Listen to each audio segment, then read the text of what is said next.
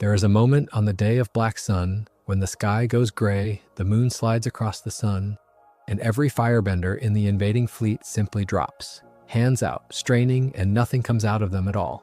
It is one of the eeriest images in the whole series, and it has always sat a little strangely with me, because this is the same show that spent seasons telling you that fire does not come down from the sky in the first place, that it comes from inside you, from your breath, from your own life. Both of those things cannot be completely true at the same time, and Avatar never quite tells you which one won. Tonight we are going through every time Avatar, the Last Airbender, broke a rule it wrote for itself. The plot holes, the retcons, the small physical slips, and the giant lore rewrites that came later. This is Ember, so get comfortable, turn the lights down low, and if you have not subscribed yet, it really does help us keep making these. I want to start by being honest about what this video is and is not, because it matters for how you listen to the rest of it. Avatar is, by almost any measure, among the most carefully built fantasy worlds ever put on a children's network. The bending has rules, the nations have histories. The seasons and the moon and the comet all push and pull on what benders can do. And most of the time, the writers hold that machine together with a discipline you almost never see. So when I say the show broke its own rules, I do not mean it was sloppy. I mean the opposite. I mean it built a system tight enough that you can actually catch the seams, and the seams are interesting precisely because everything around them is so solid. A messy show cannot break its own rules because it never really had any. Avatar can, and it does, and walking the fault lines is one of the quiet pleasures of loving this series as an adult. So as we go, I am going to keep 3 different things separate in my head, and I would like you to hear them as 3 different things too. The first is plain canon, the stuff that simply happens on screen, and I will try to only anchor a moment to a book or an episode when I am sure of it. The second is interpretation, which is the reading, the argument about what a break means or how you might patch it, and I will always flag that as a reading rather than a fact. And the third is theory, the fan explanations and the guesses that feel satisfying but that nobody official ever confirmed. A lot of the fun of this topic lives in that third bucket, but it only stays fun if we never let it pretend to be the first. A theory is never something that happened, it is something somebody hoped happened. Keep that thread in your hand and none of tonight will mislead you. And one more thing before we drift into it. Legend of Korra is going to come up constantly, because a huge share of what looks like Avatar breaking its own rules is really the sequel reaching back 70 years and rewriting the ground under the original. That is a specific kind of rule break, the retcon, where nothing in the first show changed but the meaning of it did, and I think it deserves its own respect. Korra is canon. The comics are canon. The novels are canon. But the original 3 books were made first in their own bubble, and the people writing them did not know yet what the people writing the sequel would decide. So a lot of tonight is really the sound of a world growing up and discovering that some of the things it said as a child were not quite going to hold. Let us start small with the physical stuff, the little laws of matter and motion that the show waves its hand at when the plot needs it to. The gentlest place to begin is with a flying bison and the question of how fast he actually goes, because Appa is where the show's physics get loosest without anybody in the writer's room ever seeming to lose sleep over it. Appa is the group's transport for essentially the entire series. He carries 6 people and their supplies across oceans and deserts and mountain ranges, and the show treats his speed as whatever the story needs that week. Sometimes the group crosses an enormous span of the world in what reads like an afternoon. Sometimes a single leg of a journey seems to eat a whole day, and they land exhausted and make camp as if they have gone a long way. There is no official figure for how fast a sky bison travels, and I'm not going to invent one because that is exactly the kind of fake precision this topic tempts you into. What I can say plainly is that the travel time is inconsistent, and it is inconsistent in the direction of drama. When the plot wants urgency, the world is small and Appa is fast. When the plot wants a breather, the world is vast and Appa is slow. That is not a bending rule being broken so much as a rule of the map, but it is the show quietly agreeing that geography is negotiable. And once you notice it, you cannot really stop noticing it. Now, in fairness to the writers, this is one of the oldest compromises in adventure storytelling, and Avatar is far from the worst offender. Travel time on a serialized show is almost always a rubber band. The reason it stands out here at all is that Avatar is otherwise so precise about distance and place. The map is a real map. The nations have coherent geography, coastlines and mountain ranges, and a great desert that behaves like a desert. Characters reference how far things are. They talk about crossing to the North Pole as an expedition. They treat the trip to Ba Sing Se as a genuine ordeal.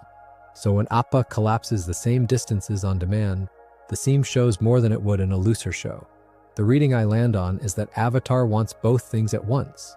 It wants the world to feel huge, 100 years of war spread across 4 nations, and it wants 6 kids to be able to reach the crisis in time for the episode to end.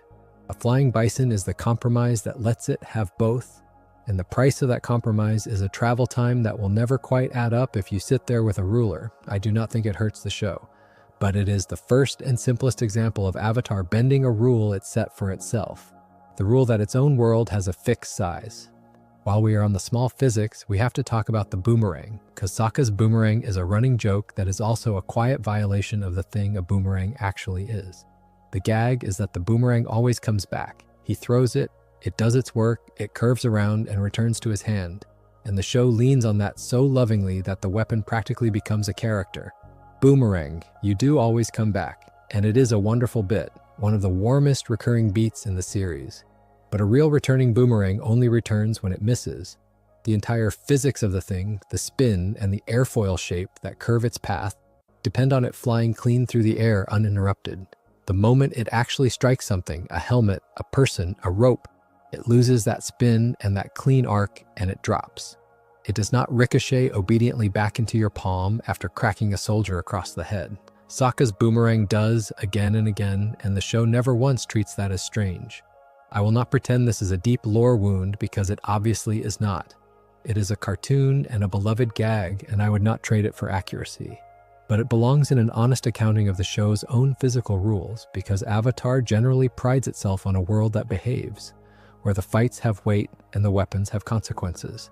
And Sokka in particular is the character grounded in ordinary reality, the guy with no bending and a sharp boomerang and a plan. The joke works because Sokka is the realist. It is a little funny then that his signature weapon is the one object in the entire series most cheerfully exempt from real physics. The reading there, if you want one, is that Sokka's boomerang is not really a weapon at all. It is a promise. It is the show telling you that this particular character, the one without powers, the one who could most easily be lost, always comes home. And when you frame it that way, the physics stop mattering. But the rule is still broken. A boomerang that hits its target does not come back, and his always does. There is a whole family of these small breaks, the ones that live at the level of animation rather than lore, and I want to gather a couple of them here before we climb up into the serious stuff, because they are the kind of detail fans love to trade and they are worth getting exactly right. One that fans cite constantly is Toph's rock armor, the shell of stone she pulls around her body in Legend of Korra's era, and in her later appearances, which in some shots leaves gaps at the eyes. And the joke fans make is that eye holes are useless for Toph because Toph is blind. She does not see through her eyes at all. She sees through her feet, through the vibrations in the earth. So armoring your whole body but leaving openings for the eyes is exactly backwards for her. If you were designing armor around Toph's actual senses, you would leave the opening at the mouth so she could breathe and speak, and seal the eyes completely, because the eyes are the one part of her that does no work. It is a small animation habit, the default human instinct to leave the eyes clear, applied to a character for whom the eyes are the least important thing. I would not build a whole theory on it, but it is a real and slightly funny inconsistency between how Toph is drawn and how Toph is written. And then there is the statue, which is the best of the small production slips because it accidentally documents the show figuring itself out in real time, and that one deserves its own patch of the night. So let us give it one. In the Southern Air Temple, early in Book 1, Aang steps into a sanctuary lined with statues of past avatars, a spiral of every life the avatar has ever lived, curling back through history. It is a gorgeous, reverent image, the whole reincarnation cycle rendered in stone, and it is one of the first times the show hands you the sheer scale of what being the avatar means. But if you look closely at the statue standing right before Roku in the lineup, the one that should belong to the avatar immediately preceding him, it is wrong. The figure there is a male earthbender that the series never identifies, a stranger, and by the canon the show would go on to build. The avatar directly before Roku is Kyoshi, the tall Earth Kingdom woman with the white face paint. And the fans, one of the best loved past lives in the entire franchise. She should be standing in that spot. She is not. What happened is not a mystery, and it is one of my favorite little windows into how this show was actually made. When that episode was produced, the creators had not yet finalized the order of the avatars near Roku, and they had not yet designed Kyoshi at all. She did not exist yet as a character with a face, so the sanctuary got filled with placeholder figures, generic past avatars to convey the idea of a long line, and one of those placeholders ended up standing exactly where Kyoshi would later belong. And then, wonderfully, within the same show, the correct lineup gets established. Kyoshi becomes a fully realized past life with her own designs and eventually her own novels. And later, avatar imagery lines her up properly in the sequence: Kuruk, then Kyoshi, then Roku, then Aang, which means the show contradicts itself inside its own run. One early statue says a stranger preceded Roku, and everything after says it was Kyoshi. I love this one specifically because it is the least mystical break in the whole video, and yet the one that feels most human. It is not the sun spirit or the moon spirit or a lion turtle bending the laws of the soul. It is a group of artists in the mid-2000s who had a deadline and a spiral of statues to fill and had not yet decided who came before Roku. The rule that got broken here is not a rule of bending at all.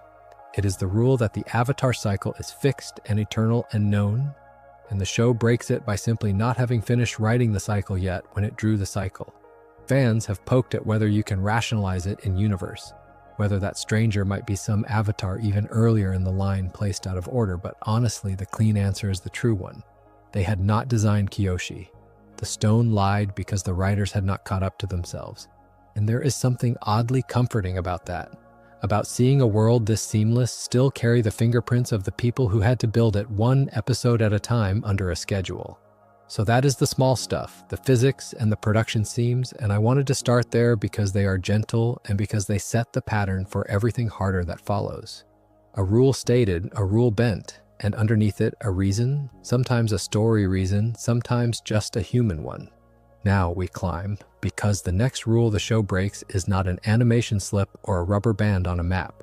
It is the piece of Avatar's magic system fans argue about most, the question of where fire actually comes from, and the show spends 3 seasons answering it 2 completely different ways.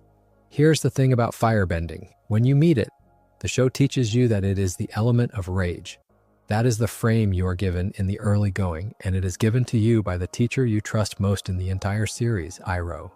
In Book 2, when Zuko is learning to redirect lightning and struggling with the deeper forms, the guidance around firebending leans hard on emotion, on the inner fire, on anger and drive, and the heat of the self. Fire is the angry element. It is the element of the aggressor, the Fire Nation, the invaders.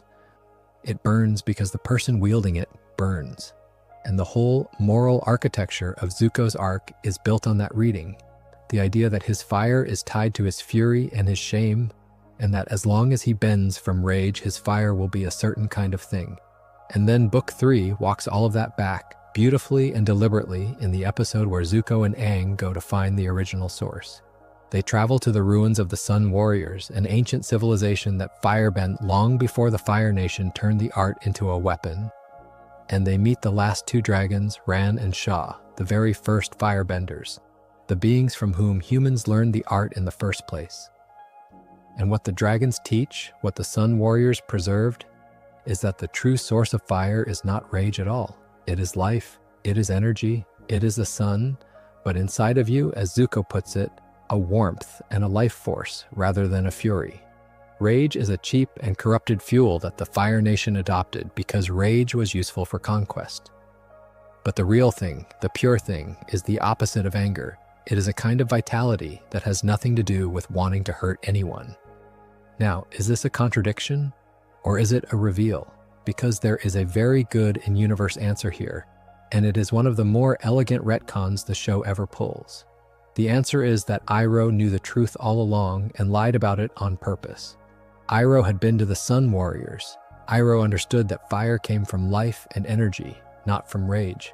But Iroh also knew that Ran and Sha, the last dragons, were still alive and hidden. and that the Fire Nation believed the dragons extinct because hunting them had become the ultimate mark of a firebending master. Protecting the secret of the dragons and the deeper secret of what firebending truly was meant letting the world go on believing the lie that fire was the rage element. So the early framing is not the show being wrong. It is a character being deliberately, protectively misleading, and the show later shows its hand. That is genuinely graceful writing, and I do not want to take it away from them. But here is where the seam still shows, because there is one consequence of the true source that the show never fully reconciles, and it is the firebending break fans cite more than any other. If fire really comes from within, from your own life and energy and breath, from the sun inside of you, then why does blocking the actual sun in the sky switch it off completely? Because that is exactly what happens on the day of black sun. During the solar eclipse, when the moon passes in front of the sun, firebenders lose their bending entirely. Not weakened, not dimmed, gone. They cannot make a spark. And that is the whole strategic premise of the invasion, the one window in which the Fire Nation is helpless. So which is it? Is fire an internal force that lives in your own body, the sun inside you, in which case an eclipse in the sky should not touch it? Or is it externally powered by the actual sun, in which case blotting out the sun should knock it out, which is what we see? The show wants both. It wants fire to be a life force you carry within so that the spiritual reveal about the dragons lands, and it wants fire to be sun-powered so that the eclipse can be a weakness the heroes exploit. Those two ideas are in tension, and the show never puts them fully at rest. I want to be careful here because this is one of those places where the honest answer is that it is debated, not settled. There is no on-screen sun spirit that the show ever confirms, no scene where a character explains that firebending draws a live current from the sun the way waterbending draws from the moon. Waterbending gets that explicit cosmic link, and we will get to it, the moon spirit whose death shuts down every waterbender on the planet. Firebending never gets the matching scene. The eclipse just works, and the deeper lore about the sun inside you just sits beside it, and the show trusts you not to press the two together too hard. Some fans reconcile it by imagining that the sun is a kind of amplifier or channel, that your inner fire is real, but that the sun's presence is what lets you actually express it. The way a plant carries its own life, but still cannot grow in the dark. That is a reasonable reading, and I think it is probably the best patch available.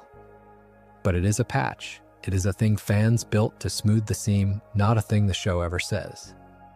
And so the eclipse remains the cleanest example in the entire series of Avatar, stating one rule about how a power works, and then, when the plot needs a weakness, leaning on the opposite rule. There is a smaller wrinkle tucked inside all of this that is worth naming, because it connects the source question to a character, and it is one people get wrong. When Zuko changes sides in Book 3, when he leaves his rage and his shame behind and joins the Avatar, his firebending actually gets weaker for a while. He struggles, his fire goes small and unreliable, and it is the trip to the Sun Warriors, learning the pure source from the dragons, that restores and deepens it. Now, on the retcon, this makes perfect sense. Zuko had been fueling his fire with rage, the corrupted fuel, and when he set the rage down, he had nothing left until he learned the real source. But I want to be precise about one thing because it is a channel correction and it matters. This does not mean Zuko was ever a bad firebender. He was not a mediocre bender who suddenly got good. From the very first book, he is a capable firebending master. He fights Zhao, a seasoned commander, in a formal Agni Kai and beats him. What overshadows Zuko early on is not a lack of skill. It is Azula, his younger sister, a genuine prodigy who makes everyone around her look ordinary. So the Book 3 weakening is not about raw ability. It is about the fuel changing under him, the source shifting from rage to life, and for a while having no fire at all while the two swap over. That is a consistent and moving piece of writing, but it only reads as consistent once the show has done the retcon that says rage was never the real source in the first place. Which brings us to the element that does get its cosmic link spelled out, because if firebending's relationship to the sun is left deliberately fuzzy, waterbending's relationship to the moon is drawn in the boldest possible strokes, and it produces one of the firmest rules in the entire series. Waterbenders draw their power from the moon. They are strongest at night, stronger still under a full moon, And this is not a vague spiritual flavor, it is a hard mechanical dependency that the show is willing to test as dramatically as it possibly could. At the North Pole, at the climax of Book 1, Admiral Zhao carries out the thing he has been building toward for the whole season. He finds the mortal form of the moon spirit, a small white koi fish swimming in the sacred oasis, and he kills it. He pulls it out of the water and ends its life. And the moment he does, the moon in the sky turns red and then begins to vanish, and every waterbender in the world loses their bending at once. I want you to sit with the scale of that for a second, because it is truly staggering when you think about it as a rule. One fish in one pool at one pole dies, and an entire bending art switches off across the whole planet. Katara, mid-fight, simply cannot bend anymore. Every waterbender in every tribe and every corner of the Earth Kingdom, everyone who has ever drawn water to their hand, goes dark in the same instant, because the single spiritual source they all draw from has been extinguished. This is Avatar being maximally committed to its own rule. It does not hedge, it does not say waterbenders get a little weaker, it says the moon is the literal wellspring of the art, and if you kill the spirit that embodies the moon, the art dies with it everywhere, all at once, until the spirit is restored. And it is restored at a terrible price, when Princess Yue, who as an infant had been given life by the moon spirit, gives that life back and becomes the new moon. The power returns, the koi swims again as her.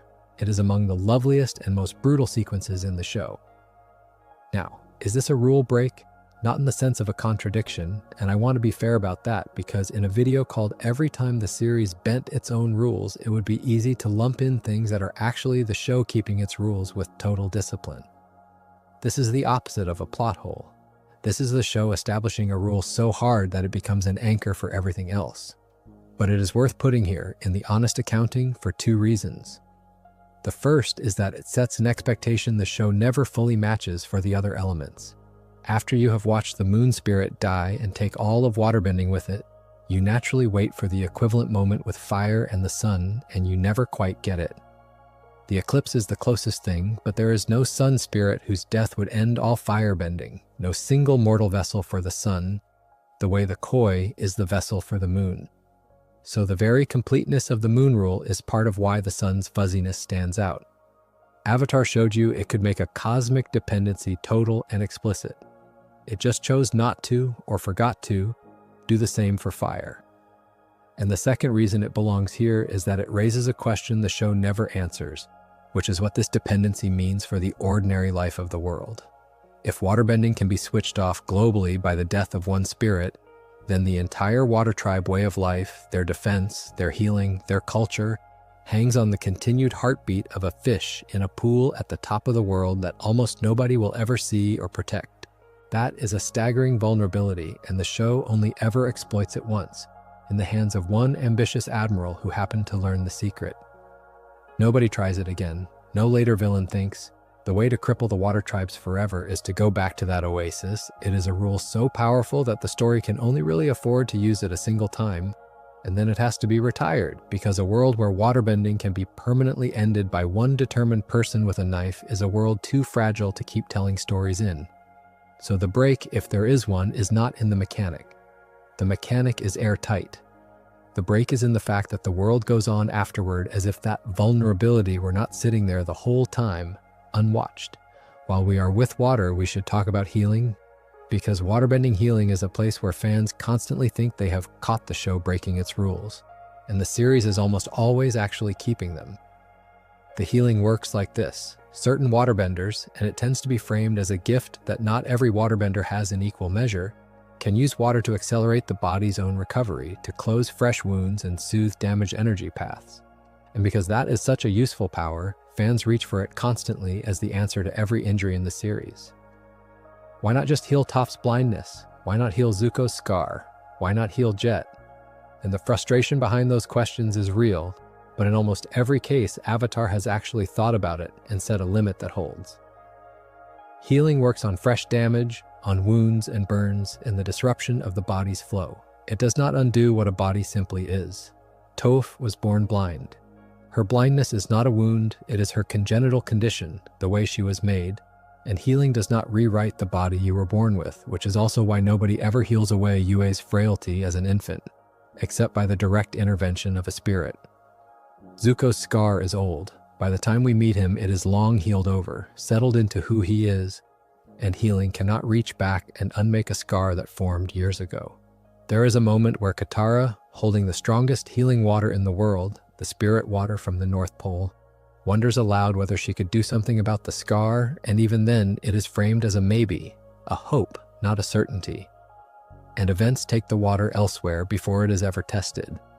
And Jet, whose injury is deep and internal and immediately fatal, is beyond any healing the story has established, crushed inside in a way that fresh wound closing cannot touch. I think this one is worth defending because it shows the original series being more careful than it is often given credit for. A weaker series would have made healing a magic wand and then had to keep inventing reasons it was unavailable. Avatar instead drew the boundary early and mostly respected it. Healing is for the fresh and the flowing, not for the born and the buried and the dead, and that boundary is exactly why the one-time healing does bring someone back from the edge. It lands so hard because you have been taught its limits and you know it should not be enough. Hold on to that, because we are going to come back to the single greatest act of healing in the series, the one that arguably should not have worked at all, when we get to the Avatar state, because that is where healing stops being a well-behaved rule and starts patching a hole big enough to swallow the entire premise of the first series. But before we get there, there is a sub-art of waterbending that is darker and stranger than healing, and it comes with a rule attached that the original series treats as iron, and the sequel series later melts down completely. If healing is the light side of what a waterbender can do to a living body, then this is the shadow of it, the ability to reach past the skin and take hold of the water that is already inside a person, the blood in their veins, and move them like a puppet. And the rule the series gives you for it, the condition under which it becomes possible, is one of the more memorable single lines of magic law in the whole series. So let us go to the swamp house, and the old woman who lives there, and the night of the full moon. Hama is one of Avatar's great one-episode figures, an old woman from the southern water tribe living unnoticed in a Fire Nation town. And the horror of her story is that she is what happened to a waterbender the Fire Nation caught and caged. Taken from her home, imprisoned somewhere she could not reach a drop of water to bend, she survived by discovering that there is water in every living thing, and that under the right conditions, a waterbender can reach into that water and seize it. She invented bloodbending in a cell out of desperation and rage, and by the time we meet her, she has become something deeply frightening, a person who uses the art to control others against their will. And the rule she teaches, the rule Avatar hands you as the price of admission to this darkest form of the art, is that bloodbending only works under a full moon. It requires that peak of waterbending power, the night when the moon is fullest and a waterbender is at their absolute strongest, because the human body fights back, and only at that peak is a bender strong enough to overpower the will and the muscles of another living person. That rule does real work in the story.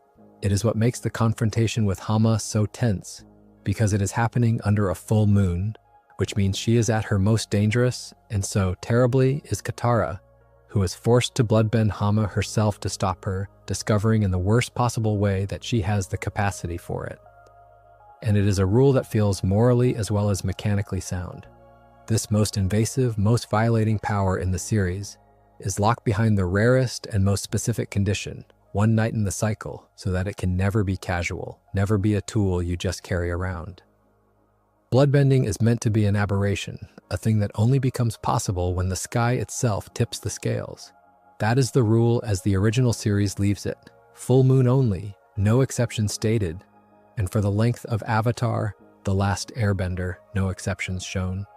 And then Legend of Korra breaks it deliberately and with its eyes open, and this is one I have to be especially careful with because it is a correction this channel has had pointed out before, and I do not want to leave you with the wrong version.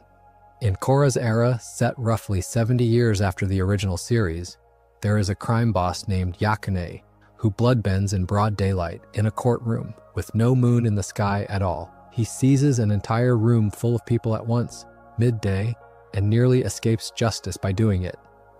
And it turns out that Yakone and later his two sons are able to bloodbend without a full moon, because they possess a rare inborn gift, an unusual natural talent, refined by intense training, that lets them do what Hama could only do at the peak of the lunar cycle.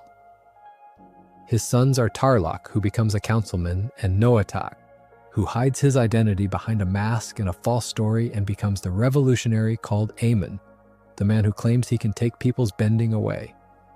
Both of them can bloodbend without the moon. Aemon in particular becomes so precise with it that he barely moves at all. No dramatic clawing gestures, just a subtle focus, a psychic version of the art that lets him hold a person completely still while looking as if he is doing almost nothing. So the rule, as the first series stated it, full moon only, is not the whole truth of the world. It is the truth for almost everyone. For the ordinary waterbender, even a powerful one, the full moon really is the gate. But there exists a bloodline, a genetic rarity, for whom the gate is simply not there, who carry the ability to reach into another body whenever they choose. And I think it matters to state that clearly rather than repeating the clean version, because the clean version, bloodbending only ever works under a full moon, is just the sort of confident overreach that gets a video corrected in the comments. The honest version is more interesting anyway. The rule is real, it holds for the vast majority, and the sequel introduces a rare exception that comes from birth, not from the sky. Now, is that a contradiction, or is it an expansion? I lean toward calling it an expansion, but an aggressive one, and I want to give both readings their due. The generous reading is that the original series only ever showed us ordinary bloodbenders, and Hama's rule was always meant as the rule for people who learn the art the hard way without a special gift. Korra then reveals that talent, as it does with almost everything, exists on a spectrum, and that at the far rare end of that spectrum are people for whom the full moon is unnecessary. Nothing in the original series is technically contradicted because the original series never said that no one anywhere could ever bloodbend without the moon. It only said Hama could not, and Katara could not, and by extension the benders we met could not. The tighter reading, the one that calls it a break, points out that the story absolutely framed the full moon requirement as a fundamental property of the art itself, tied to the cosmic source of all waterbending power, and that a hereditary exception which severs that tie is a meaningful rewrite of what the art fundamentally is. If bloodbending draws its strength from the full moon because all waterbending draws its strength from the moon, then bloodbending without any moon at all is drawing that strength from somewhere the first series never accounted for.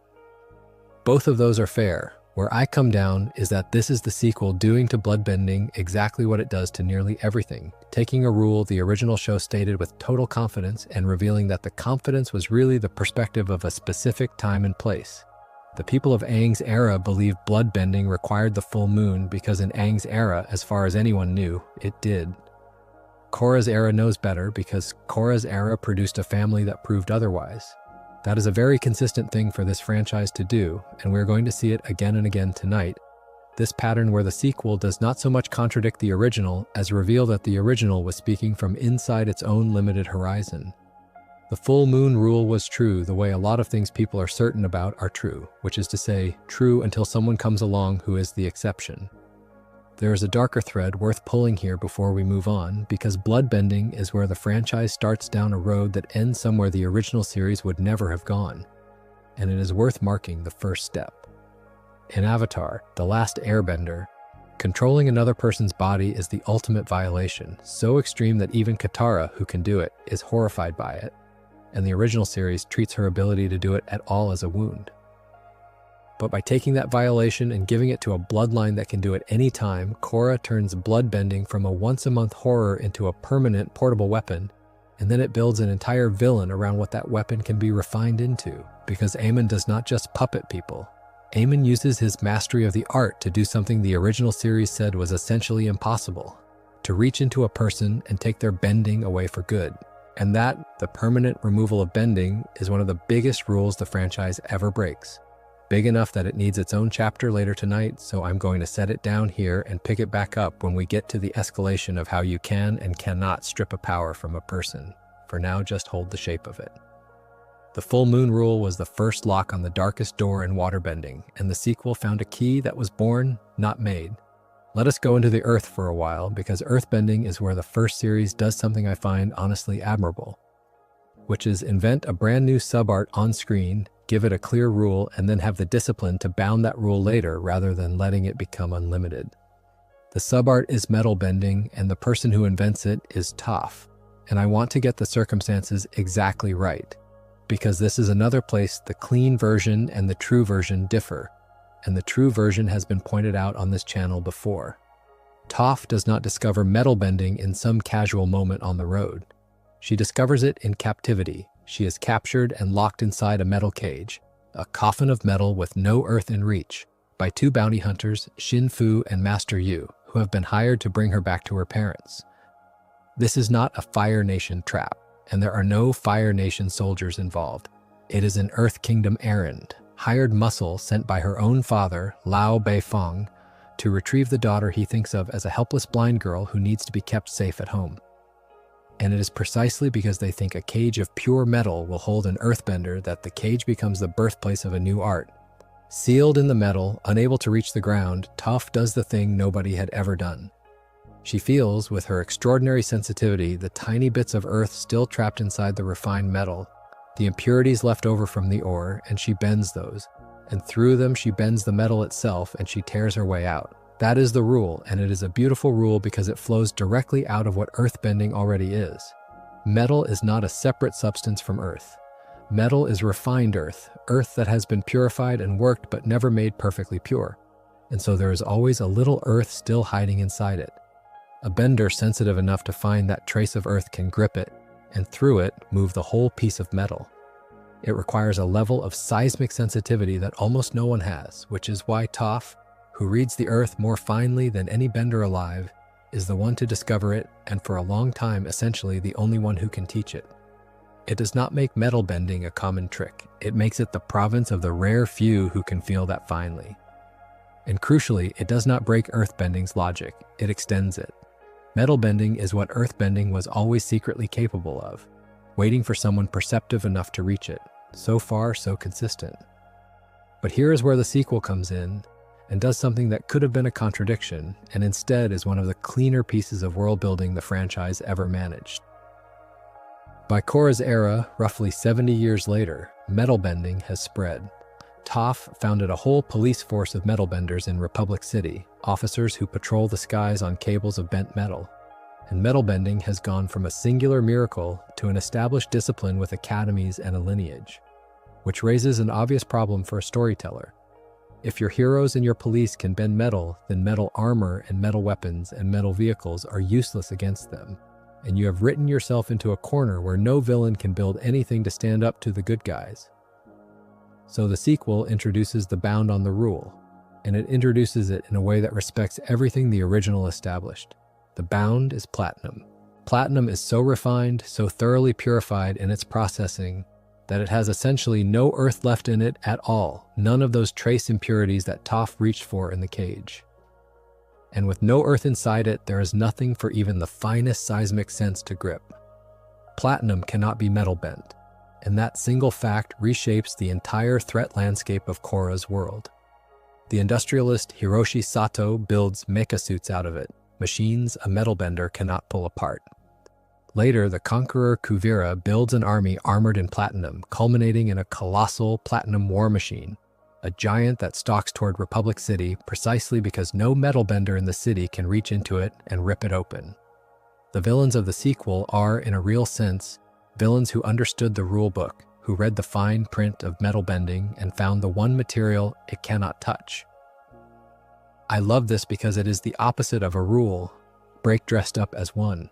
On the surface, it looks like the franchise is limiting a power it earlier presented as expansive, and a careless viewer might file it as a contradiction. Toph could bend any metal, so why can't these people bend platinum? But the original rule was never that a metal bender can bend any metal. The original rule, stated right there in the cage, was that a metal bender bends the trace earth left inside the metal. Platinum is simply the metal with none of that trace left, so the exception does not contradict the rule. It is the rule followed to its logical edge. If metal bending is really impurity bending, then a pure enough metal is unbendable, and platinum is that metal. This is the franchise being careful, thinking through its own mechanics, and finding a way to keep villains dangerous in a world full of metal benders without ever cheating. it is what I wish more of the breaks tonight were, and it is worth holding up as the standard against which the messier ones look messier. Earthbending has other edges that are worth naming quickly because they matter for how consistent the series actually is, and because fans sometimes read them as breaks when they are really Avatar keeping faith with its own logic. Toph sees through the earth, through the vibrations that travel up from the ground into her feet, and that is a superpower with a very specific shape, which means it has very specific blind spots. She cannot see through anything that does not carry vibration to her the way solid earth does. She struggles on sand because sand shifts and scatters the signal into a blur, which is why the desert is so disorienting for her, the ground she reads turning to noise under her feet. She cannot feel through ice the same way, and she is helpless in the air, carried off the ground, cut off from the sense that is her sight, and she famously cannot read someone who is not standing on the earth, which is part of why flying and floating opponents give her so much trouble. The story is disciplined about this. It gives Toph a sense that functions like a set of rules, and then it puts her in situations that exploit exactly the gaps those rules leave, sand and ice and air, rather than letting her seismic sense simply become omniscience. That is the original series respecting its own mechanic, and it is worth noticing in a video about the times it did not, because the contrast tells you how deliberate the breaks usually are when they happen. So Earth and Metal, on balance, come out as one of the more consistent corners of the whole system, a place where even the thing that looks like a later limitation is really the original rule honored all the way down, which makes it the right note to pivot on because the next power we're going to look at is one where the first series sets up a rule about the state of mind you need to wield it, and then hands that power to the single character in the series least capable of the state of mind it supposedly requires. If Earth and Metal are where Avatar is most careful, Lightning is where it is most tempting to say the series broke faith with its own words, and the answer, once you actually look, is more interesting than either the accusation or the defense. Lightning generation is the rarest and most prized firebending skill in the original series. Almost no one can do it. In Aang's era, it belongs to a tiny handful of people, essentially the Fire Nation's most elite, Ozai, Azula, and Iroh. And Avatar makes a point of how few can manage it. And the rule the story gives you for why it is so rare is not about raw power, it is about the mind.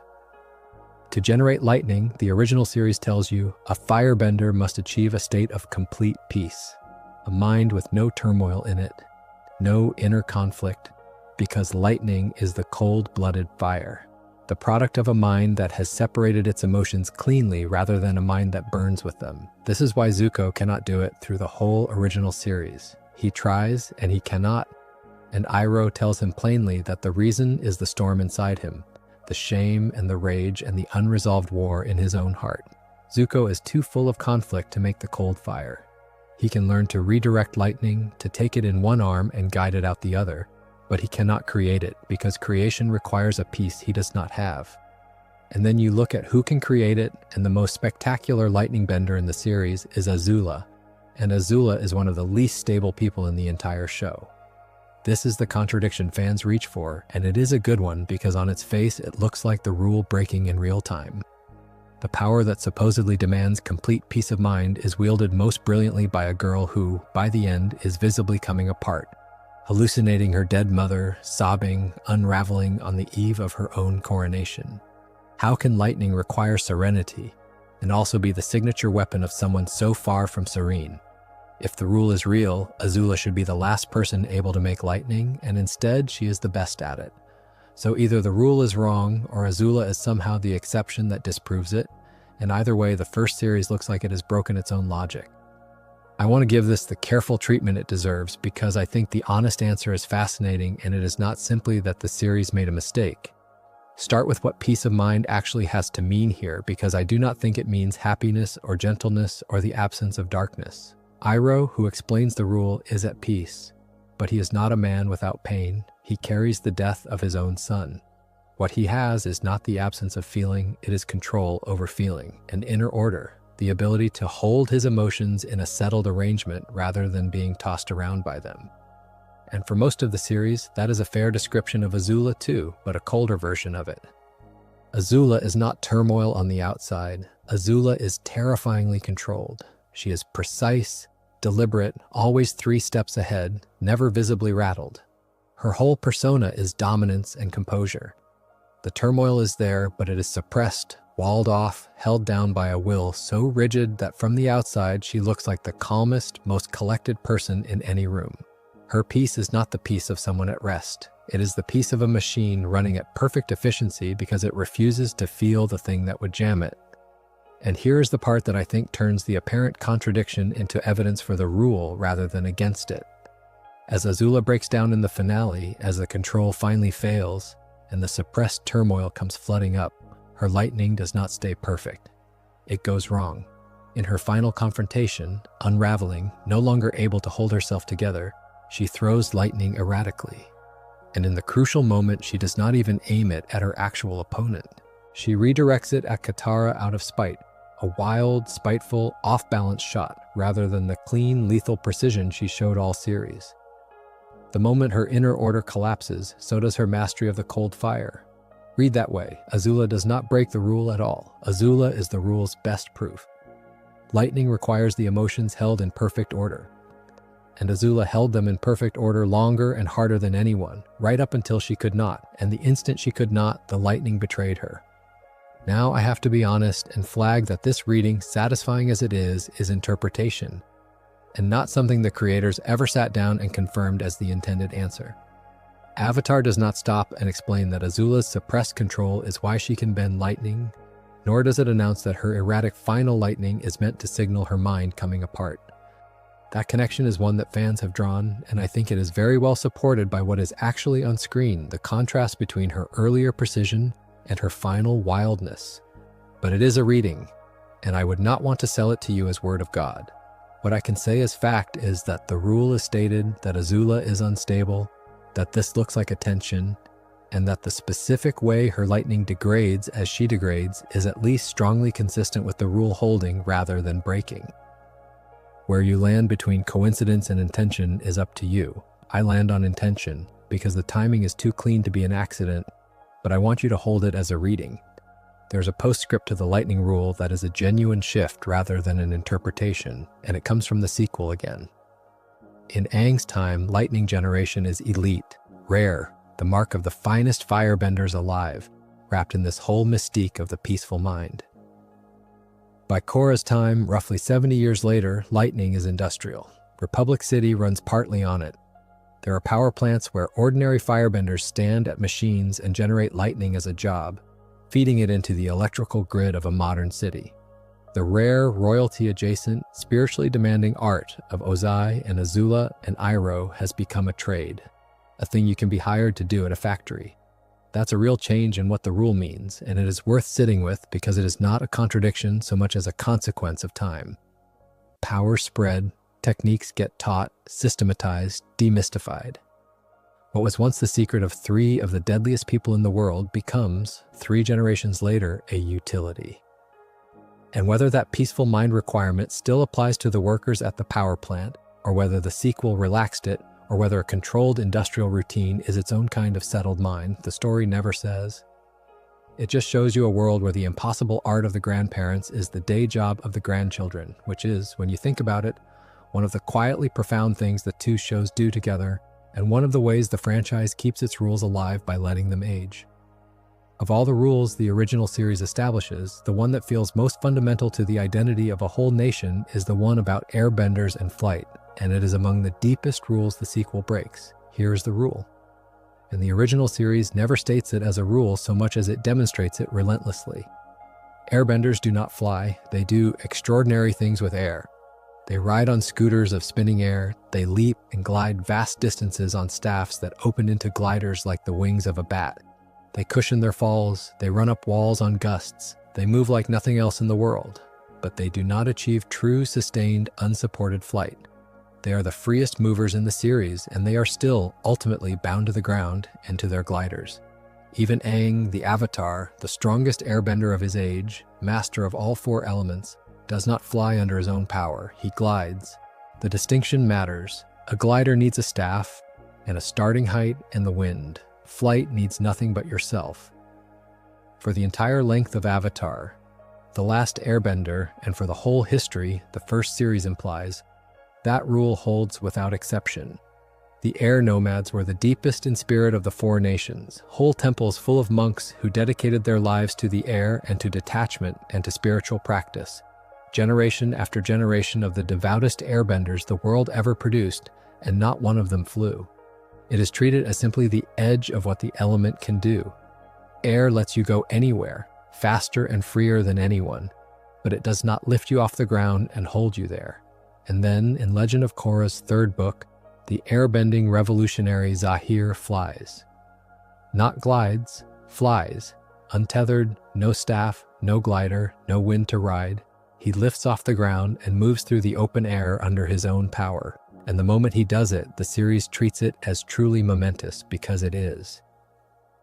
Zahir has achieved what Avatar frames as the impossible thing, the thing no airbender in living memory or recorded history had managed. And the way he achieves it is the key to whether you call this a rule break or a rule revealed, because the story gives it a very specific price. Zahir flies only after he has severed his last earthly attachment. The teaching he follows comes from an ancient airbending guru named Lagima, who lived roughly 4,000 years earlier and who was, by the story's account, the first and until Zahir the only airbender ever to achieve true weightlessness and flight. Lagima left behind poetry about detachment, about letting go of every tie that binds you to the earth. And the idea is that when you have released absolutely everything, when nothing anchors you to the ground of ordinary life, gravity itself loosens its hold and you can rise. And the terrible, brilliant thing about how Zahir gets there is what his last attachment turns out to be. Through the story, he still has one thing he loves in the world, one tie he has not cut. And when that tie is severed by loss, the grief itself is what completes his detachment and lets him fly. He does not ascend through serenity. He ascends through having nothing left to hold on to. That is a dark inversion of the airbending ideal because the air nomads pursued detachment as a path to peace and enlightenment. And Zahir reaches the same weightlessness through a fanatic's grief, a man who has burned away every ordinary human bond in service of an ideology. Same mechanism, opposite soul. So does that count as a rule break? I go back and forth, and I think the fairest thing is to say it is an expansion that comes very close to a break, and the reason it comes so close is Lagima. If Zahir were simply the first person ever to fly, you could call it a pure expansion, a new door opened in the sequel. But the original series plants Lagima 4,000 years in the past, which means flight was possible and demonstrated and even written about for the entire span of air nomad history. And yet, in all those millennia of devoted monks pursuing exactly the detachment Lagima described, no one else ever managed it. Not one monk at the temples, not Aang. That is the part that strains because the air nomads were, as a culture, built around the very spiritual discipline that flight supposedly requires, and they had a recorded example of one of their own achieving it. And still it stayed a thing that happened once in 4,000 years, and then once more with Zahir. You can rationalize it, and fans do, by saying that true and total detachment is so extreme, so nearly inhuman, that even devout monks who let go of most things still keep some tie, some love, some attachment to life itself, and that only a person willing to lose literally everything as Zahir was can cross the final threshold. That is a coherent reading and probably the intended one. But it does mean the rule had changed from airbenders cannot fly to airbenders can fly. It just takes a degree of spiritual self-annihilation that almost no sane person will ever reach. I should flag, because this is a place fans confidently overstate the canon, that the specific mechanism of Zahir's detachment is more debated than people admit. The first series firmly establishes that Lagima achieved flight, that Zahir achieved it, and that detachment is central to it. What the series does not spell out in tidy mechanical terms is exactly which attachments count and why total detachment translates into literal anti-gravity. And there are popular fan explanations, including ones tying it to the bond between airbenders and their sky bison, that are guesses rather than confirmed canon. So if you hear a very precise account of the physics of airbending flight, treat the precise parts with some suspicion. What is solid is the shape of it. Flight is possible. It requires a near total release of earthly attachment. It had happened exactly once before in 4,000 years, and Zahir is the second. The rule that airbenders cannot fly was true the way so many of these rules are true, which is to say true for everyone except the one person in an age who is willing to pay a price nobody should want to pay. While we are with Air in the Avatar, there is a related rule that turns out to be looser than the series' confident framing suggests, and it is the sacred order in which the Avatar must learn the elements. Aang is told he must master them in a fixed sequence: water, then earth, then fire, then air, starting from the element after his native one and going around the wheel. And Avatar presents this order with a kind of ritual weight, as if it were an ancient and unbreakable law of what the Avatar is. But when the sequel finally shows you the first Avatar, Wan, the man who started the whole cycle, he did not learn them in that order at all. He learned in a different sequence entirely, beginning with fire, because fire was the element he happened to be given first, and moving around from there, which reveals that the sacred order was never really a fixed sequence at all. It was a principle. Start after your own native element and go around the wheel, and the specific order any given Avatar follows just depends on which nation they were born into. And Korra, the Avatar after Aang, breaks the confident framing in the other direction because she inverts the expectation that your native element comes easily.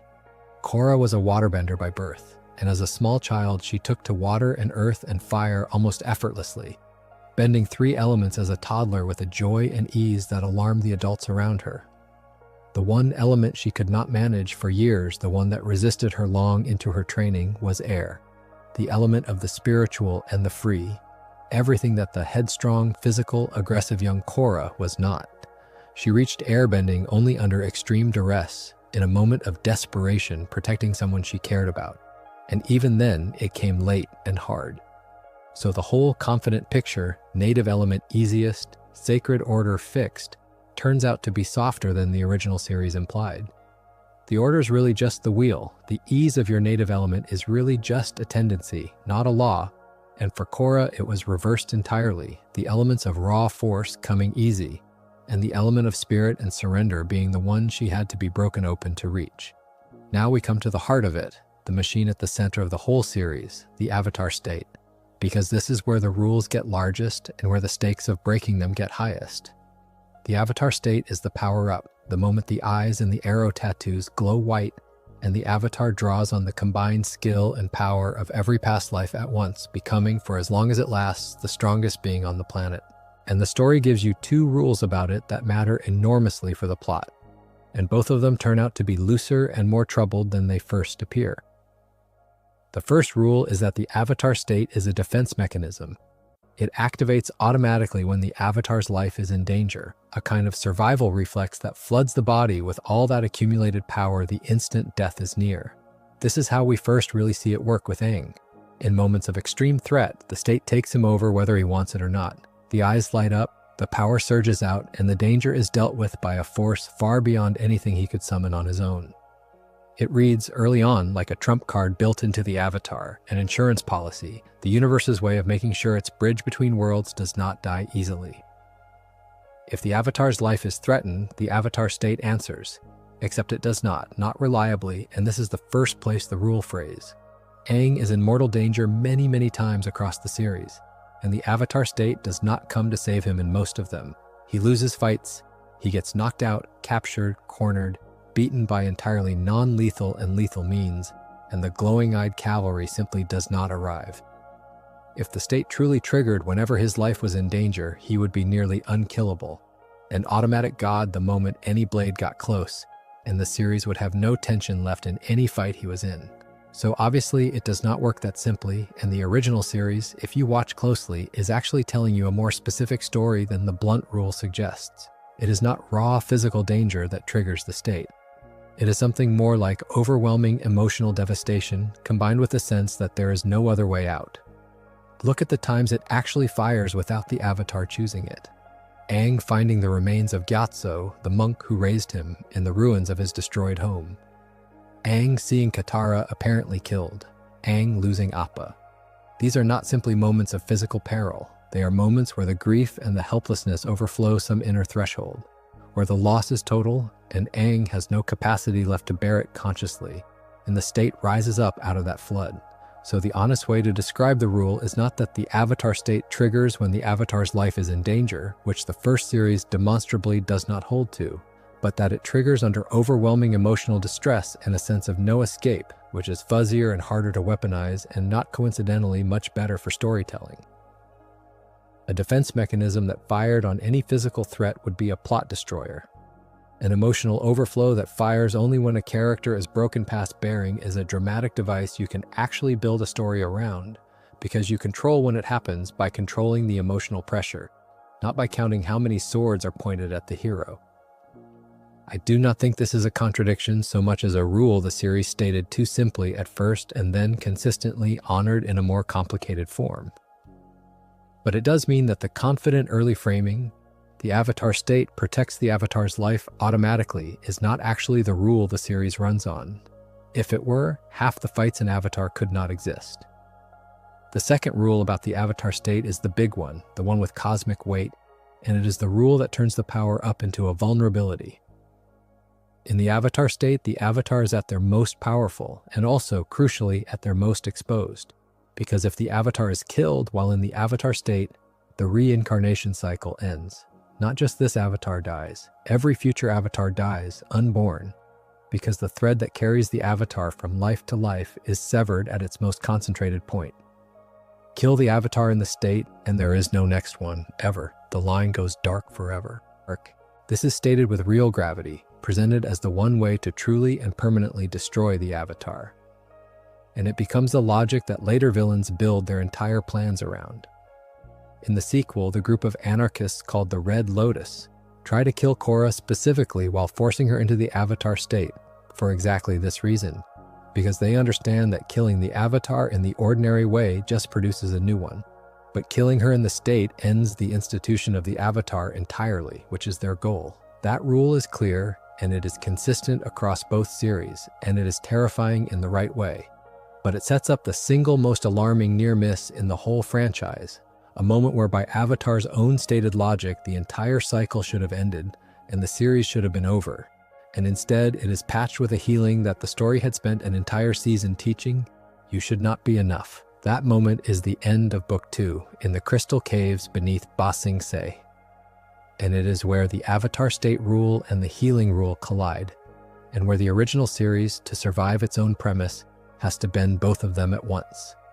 So let us go down into the crystal catacombs and the flash of blue lightning and the moment the first series came within an inch of writing itself into a corner it could never have escaped.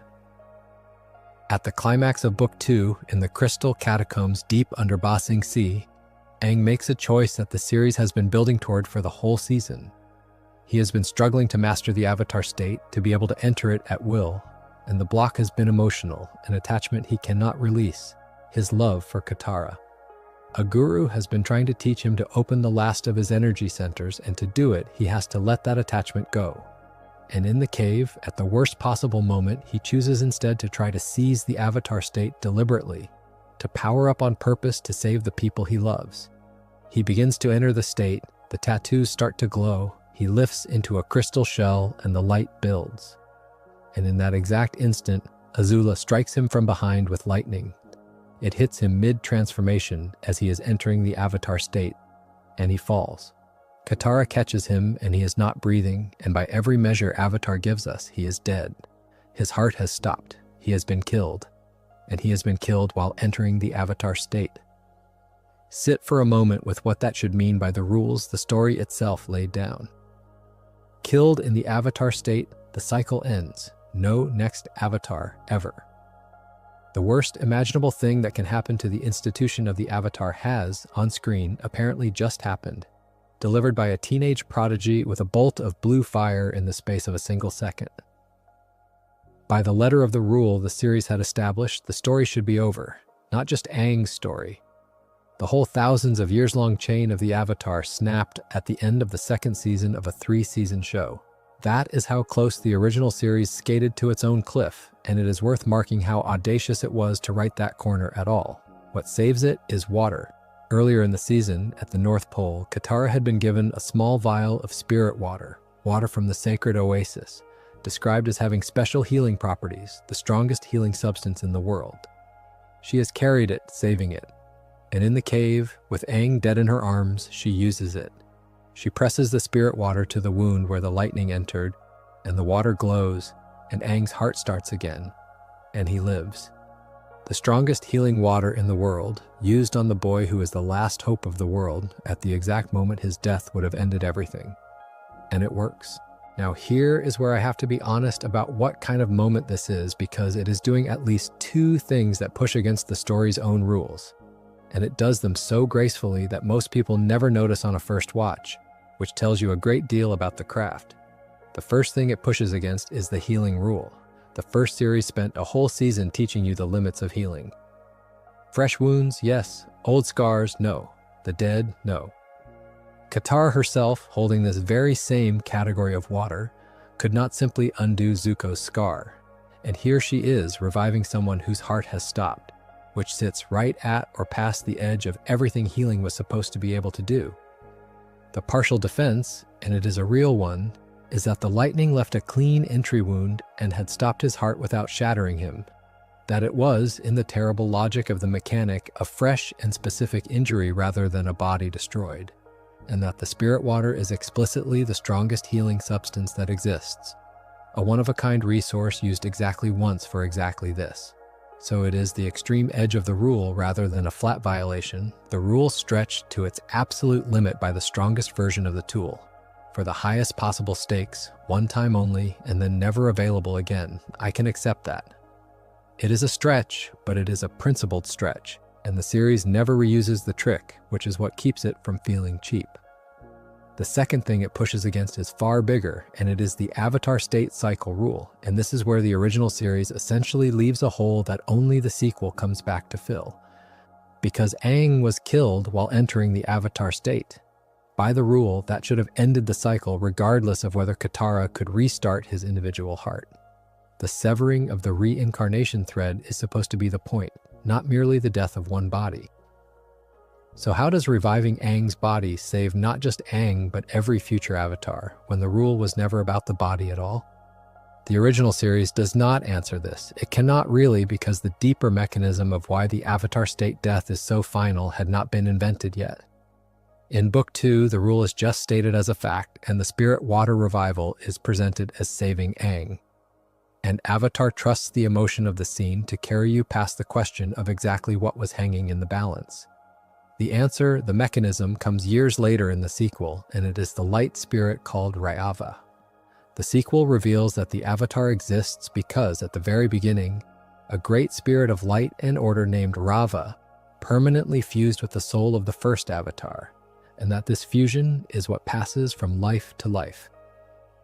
The Avatar is not just a person who reincarnates. The Avatar is a human soul bonded with Rava, and it is Rava, carried across every incarnation, who is the thread of the cycle.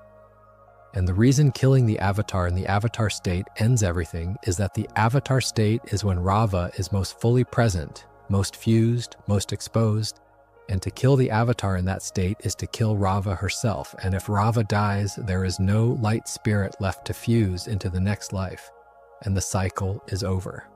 That is the mechanism. That is what the Book 2 rule was really describing, seasons before anyone had named Rava. Which means the Crystal Cave becomes even more alarming in hindsight, not less. Because if Rava is what dies when the Avatar is killed in the state, then Aang being struck by lightning as he entered the Avatar State should have put Rava herself at mortal risk. And reviving Aang's body with spirit water does not obviously do anything to explain how Rava survived. The original series never says Rava was in danger because the original series had never heard of Rava. So what we actually have is a rule stated in Book 2, a near catastrophe, that by that rule should have been final, a healing that patches the individual death, and then, years later, a sequel that supplies the underlying lore which, if anything, makes the near catastrophe look worse rather than better. This is a retroactive patch that does not fully close its own seam. The generous reading is that Aang was only entering the state, not fully in it, that the fusion had not completed at the instant the lightning struck. And so Rava was not yet at the point of total exposure and could survive the death of the body as long as the body could be restarted quickly.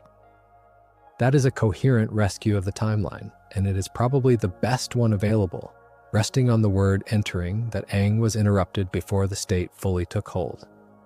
But you can see how much weight that single word has to carry and how much of it is fans doing the reconciling rather than the story.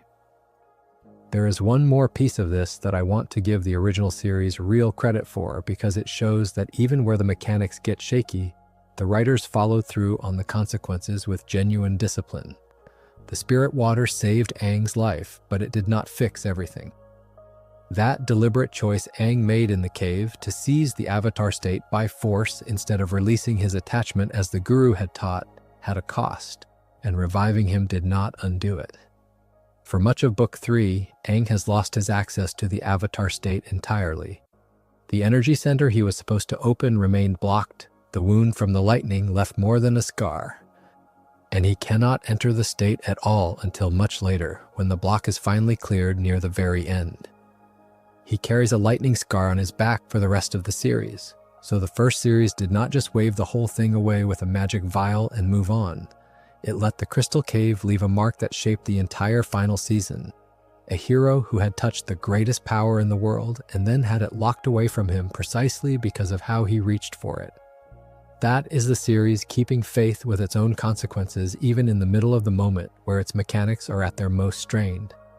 The revival is a stretch. The aftermath is airtight.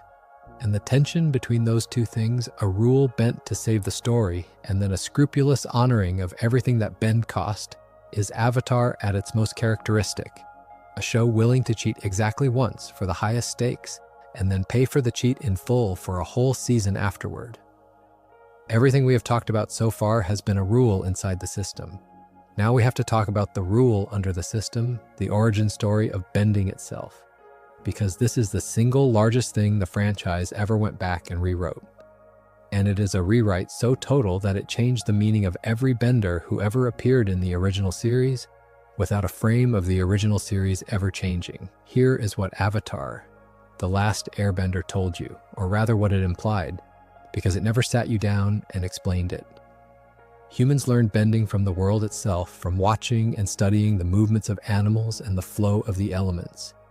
Airbenders learned from the flying bison. Waterbenders learned by watching the push and pull of the moon on the tides.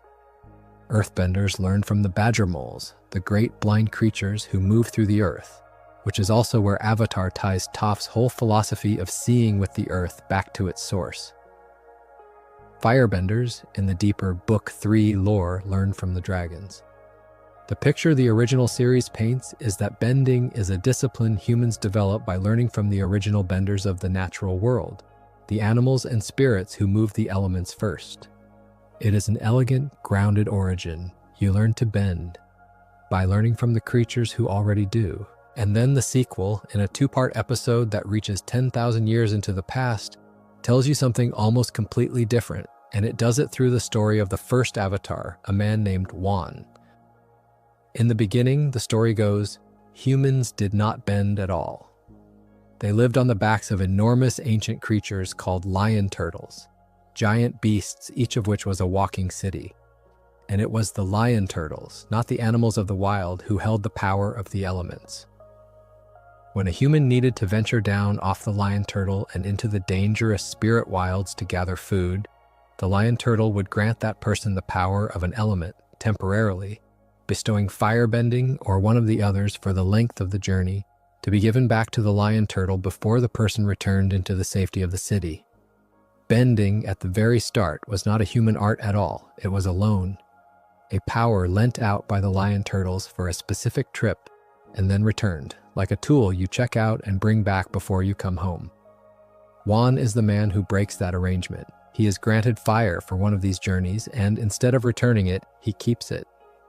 He refuses to give the power back and leaves the lion turtle's city to live in the wilds, and in doing so, he becomes one of the first humans to carry an element permanently. And over the course of the story, he learns the other elements, in an order that has nothing to do with the sacred cycle Aang was later taught, and he becomes bound up in the great conflict between the spirit of light, Rava, and the spirit of darkness, Vatu.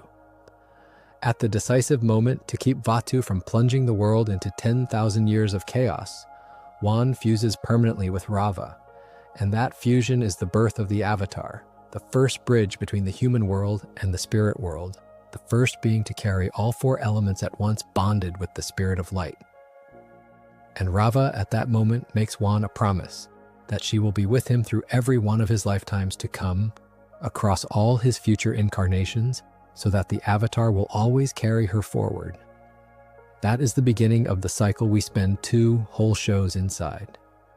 I want to correct a couple of things that get told wrong about Wan, because his story is often flattened into something more tragic and tidy than the canon actually is. Wan did not die young or burn out exhausted in the flush of his mission. He lived a very long life, on the order of 160 years, and he died an old man. And the moment of his death is not some heroic last stand in the middle of a battle. When he dies, he is already dying, lying alone with Rava on a battlefield after the fighting. And what he says to her is an apology, that in all his long life he never managed to bring the lasting peace he wanted, that the world is still at war. He dies with regret, old and spent, mourning that the thing he gave his life to was not finished. And then his spirit leaves his body, and because of Rava's promise, he is reborn. And the cycle begins its long turn through history down to Aang and beyond. It is a quieter, sadder, more human death than the version people sometimes remember, and it matters to tell it right because the melancholy of it, an old man apologizing that he could not fix the world, is a truer note than a young hero dying in glory. So now hold the 2 origins side by side. Original series, humans learned bending from the animals and the elements. Sequel, humans were given bending by the lion turtles and only later learned to keep it and pass it on, and the animals come into it differently. Is this a contradiction? This is the one where I think you have to say, at least partly, yes, this is a genuine rewrite, not merely an expansion, though the franchise does some careful work to stitch the 2 together. The stitch is that even after Wan and the first benders kept their powers and left the lion turtles, the art still had to be developed and refined and passed down through generations of human practice, and that is where the animals come back in as the teachers of technique. The badger moles really did teach the early earthbenders how to move the earth. The dragons really did teach the refinement of fire. So the reconciliation is that the lion turtles were the original source of the power, the spark, the ability to touch an element at all, and the animals and spirits were the teachers of the craft, the ones who showed humans how to actually use the power once they had it. Under that reading, both origins are true at different layers. Where the power came from, the lion turtles. Where the skill came from, the animals. And I think that is a real and reasonably graceful save, one the writers clearly intended. But it is still a rewrite of the flavor of the thing, and I do not want to pretend otherwise. The original series' implied origin was that bending was something humans reached for and learned, a discipline earned by observation and practice, ours because we studied hard enough to make it ours. The sequel's origin is that bending was something humans were given, a gift from ancient god beasts, ours only because one man refused to give it back.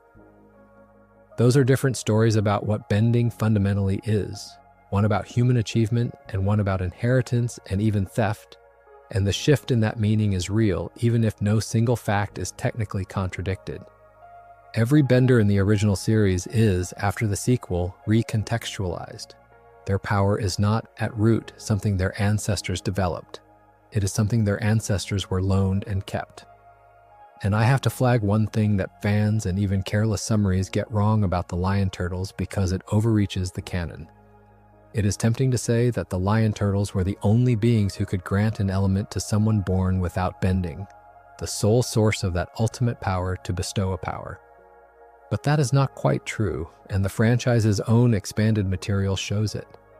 There are other means in the wider lore, other stories of an element being granted or carried by something other than a lion turtle, including a tale from a much later golden age involving an avatar named Sonam and a staff that could carry an element, which demonstrates that the lion turtle method was extraordinary and central, but not literally the only way such a thing ever happened. So if you hear it stated flatly that only the lion turtles could ever grant bending to the powerless, treat that as an overstatement. The lion turtles were the origin and the great source, and later, in the finale of the original series, one of them grants Aang a power in a way that echoes that ancient function. But the sole means, the one and only, is a claim the wider canon does not support. And it is precisely the confident absolute that gets a video corrected. Which brings us, of course, to that finale and to the lion turtle who walks out of 10,000 years of history to hand Aang a way out of the one choice the entire series had been forcing him toward. Because the origin of bending is not just backstory, it is the setup, planted seasons in advance, whether the writers fully knew it or not. For the most debated single moment in the whole show, the moment a lion turtle gives a 12-year-old boy the power to take another person's bending away and lets him win the war without becoming the thing he was afraid to become. That moment has a name, Energybending, and it is either the cleanest and most thematically perfect resolution the series could have found, or the biggest cheat it ever pulled, depending on who you ask, and honestly, a little depending on the day. Let us talk about the ending. The whole final arc of the series is built on a moral problem the story refuses to make easy, and I love it for that. Aang has to stop Fire Lord Ozai, who under the power of Sazon's comet intends to burn the entire Earth Kingdom to ash and end the war by ending everyone who might resist. And every source of wisdom Aang has tells him the same thing, that he is going to have to kill Ozai to do it. His past lives line up to say it. Roku tells him to be decisive. Kyoshi, the tall Earth Kingdom avatar, tells him bluntly that she would not have hesitated, that justice sometimes requires a hard hand. Kuruk and Yangchen, the water and air avatars before him, each in their own way push him toward the same conclusion. 4 past lives, 4 different temperaments, all arriving at the same grim answer, that the avatar's duty to the world outweighs one boy's principles, and that this enemy has to die. And Aang cannot do it, not because he is weak, but because of who he is and where he comes from.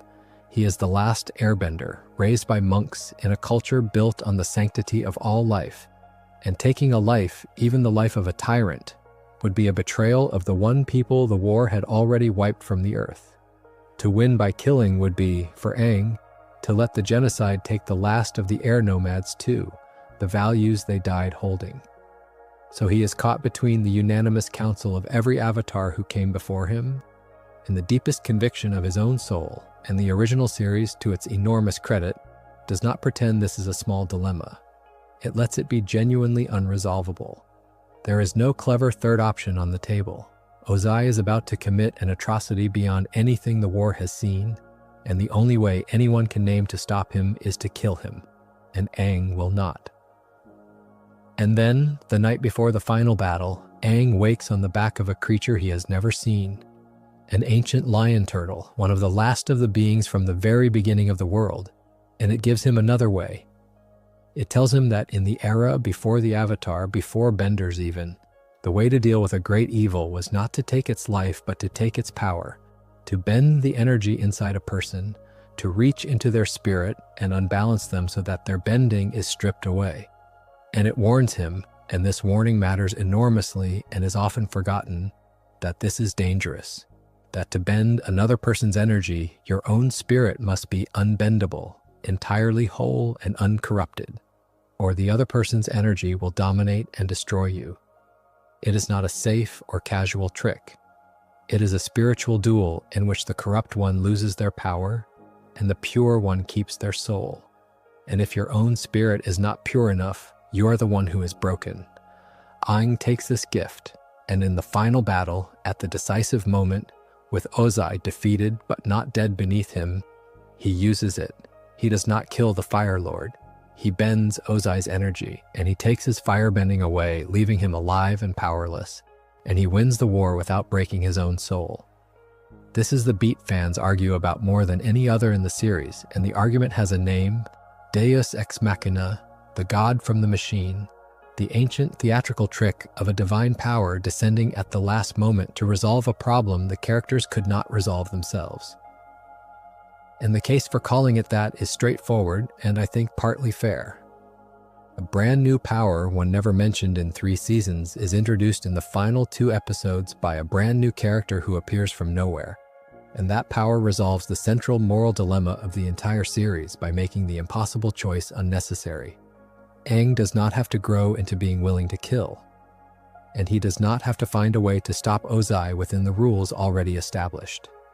Instead, the first series hands him a new rule, custom built to let him have it both ways, keep his principles, and still win. That is structurally exactly what a deus ex machina is, a solution that comes from outside the established system rather than from inside the characters. And a viewer who feels cheated by it is not wrong to feel that way. The problem was set up as unsolvable, and then it was solved by changing the rules at the last second. But the defense is real too, and I find myself more persuaded by it the older I get. The first part of the defense is foreshadowing. The lion turtles were not strictly invented in the finale out of nothing. The imagery of a lion turtle appears earlier, in Book 2, in the great library of the knowledge spirit, and there are references to these ancient creatures planted before the ending. So it is not quite true that the lion turtle comes from nowhere, though it is fair to say the specific power of energy bending does. The seed of the creature is there, even if the fruit is a surprise. The second and stronger part of the defense is thematic. This is a show, at its very core, about a boy who refuses to abandon his people's deepest value even when the entire world tells him he must, and about whether it is possible to face overwhelming evil without becoming a little bit evil yourself in the process. The whole moral spine of the series is the question of whether Aang can find a way to win that does not require him to betray who he is. If the series had had Aang kill Ozai, it would have been a more conventional and arguably more mature ending, but it would also have said that the Airbenders' values were a luxury the real world cannot afford, that when it truly matters, you set your principles down and do the hard thing. And that is precisely the message this show, of all shows, was built to refuse. Energy bending is the mechanism by which the series keeps faith with its own heart. It lets Aang be right without being naive, victorious without being a killer. So which is it, a cheat or a triumph? Here is where I actually land, and I want to be clear that this is my reading and not a fact. I think it is both, and I think that is fine, and I think the reason it works, despite being a textbook deus ex machina, is that the resolution is emotional and moral rather than merely mechanical. A deus ex machina fails when it resolves the plot but not the theme, when a god descends and fixes the situation while leaving the meaning empty. This one does the opposite. Mechanically, yes, a new power appears at the last minute to solve an unsolvable problem, and if that is all you look at, it is a cheat. But thematically, the new power does not resolve anything on its own. The lion turtle's warning is the key. Energy bending only works if the bender spirit is truly unbendable. And the reason Aang can do it, the reason he survives the spiritual duel with Ozai's corrupt energy instead of being destroyed by it, is that he really is that whole, that committed to his own principles, that unwilling to be moved. The power is a gift, but the ability to use the power is earned by 3 seasons of Aang becoming exactly the person whose spirit cannot be bent. So the god descends from the machine, but it hands the sword to the one person who spent the whole story becoming worthy to hold it. That is a deus ex machina that has been prepared for, morally if not mechanically, and that preparation is what carries it. There is a harder-edged reading I should give air to before we move on, because not everyone finds the resolution as satisfying, and I think the criticism sharpens what is actually at stake. The sharper critique is that energy bending lets Aang off the hook, that Avatar spent all this effort building a genuine tragic dilemma and then flinched from it, refusing to let its hero pay a real price or make a real terrible choice, and that the last-minute magic robs the ending of the weight it had earned. On that reading, the more honest ending is one where Aang either kills Ozai and lives with it, or finds a way within the existing rules, and the lion turtle is the writers protecting their protagonist from the very cost they had spent a season promising. I understand that view, and there are days I feel its pull, because the dilemma really is that good, and a part of me does want to see it land with full force. But in the end, I come down on the side of the story because I think the point was never that Aang would be forced to compromise. The point was that the world kept insisting he had to, 4 past lives, and all of history telling him there was no other way, and he found the other way, and the finding of it is the whole victory. The rule the original series breaks here is its own setup. The promise that there was no third option. It breaks that promise on purpose because breaking it is the message. Sometimes the thing everyone tells you is impossible. Keeping your soul intact and still saving the world is only impossible until someone refuses hard enough to make it real. Whether that is wisdom or wish fulfillment is, I think, exactly the argument the first series wants you to have. And the fact that we are still having it 2 decades later is not a sign that the ending failed. It is a sign that it landed on something that will not resolve, which is usually what art is trying to do. Energybending does not just resolve the finale, it opens a door that the franchise then spends its sequel walking all the way through, and I want to trace that walk because when you line the pieces up in order, you can watch a rule get broken in slow motion across 2 shows. The rule is a simple and load-bearing one, and the original series holds it firmly. You cannot permanently take a person's bending away. Bending is part of who you are, as fixed as the color of your eyes, something you are born with and carry to your death. It can be blocked, it can be suppressed, it can be lost to injury or age, but the idea that someone could reach in and simply remove it cleanly and forever is not a thing the world of Aang's era believes is possible. The gentlest version of touching that rule is chi blocking, which the original series introduces through Tai Li, the acrobat who fights alongside Azula. Tai Li does not bend at all. What she does is strike at the body's pressure points with quick, precise jabs. And by hitting the right points, she disrupts the flow of chi, the inner energy, through a person's body. The effect is immediate and alarming. A bender she hits cannot bend, their limbs go limp and useless, and for that reason she is one of the more dangerous people to put in front of a bender because she can shut them down without any bending of her own. But, and this is the crucial part, chi blocking is temporary, it wears off. The disruption is real, but the body recovers, the chi flows again, the bending returns. The series is careful never to tell you exactly how long it lasts, and I will not invent a number because Avatar only ever describes it as temporary. What matters is the category. Chi blocking is a way to switch bending off for a while, not a way to take it away. The person is still a bender, they are just, briefly, unable to use it. So the original series establishes the ceiling.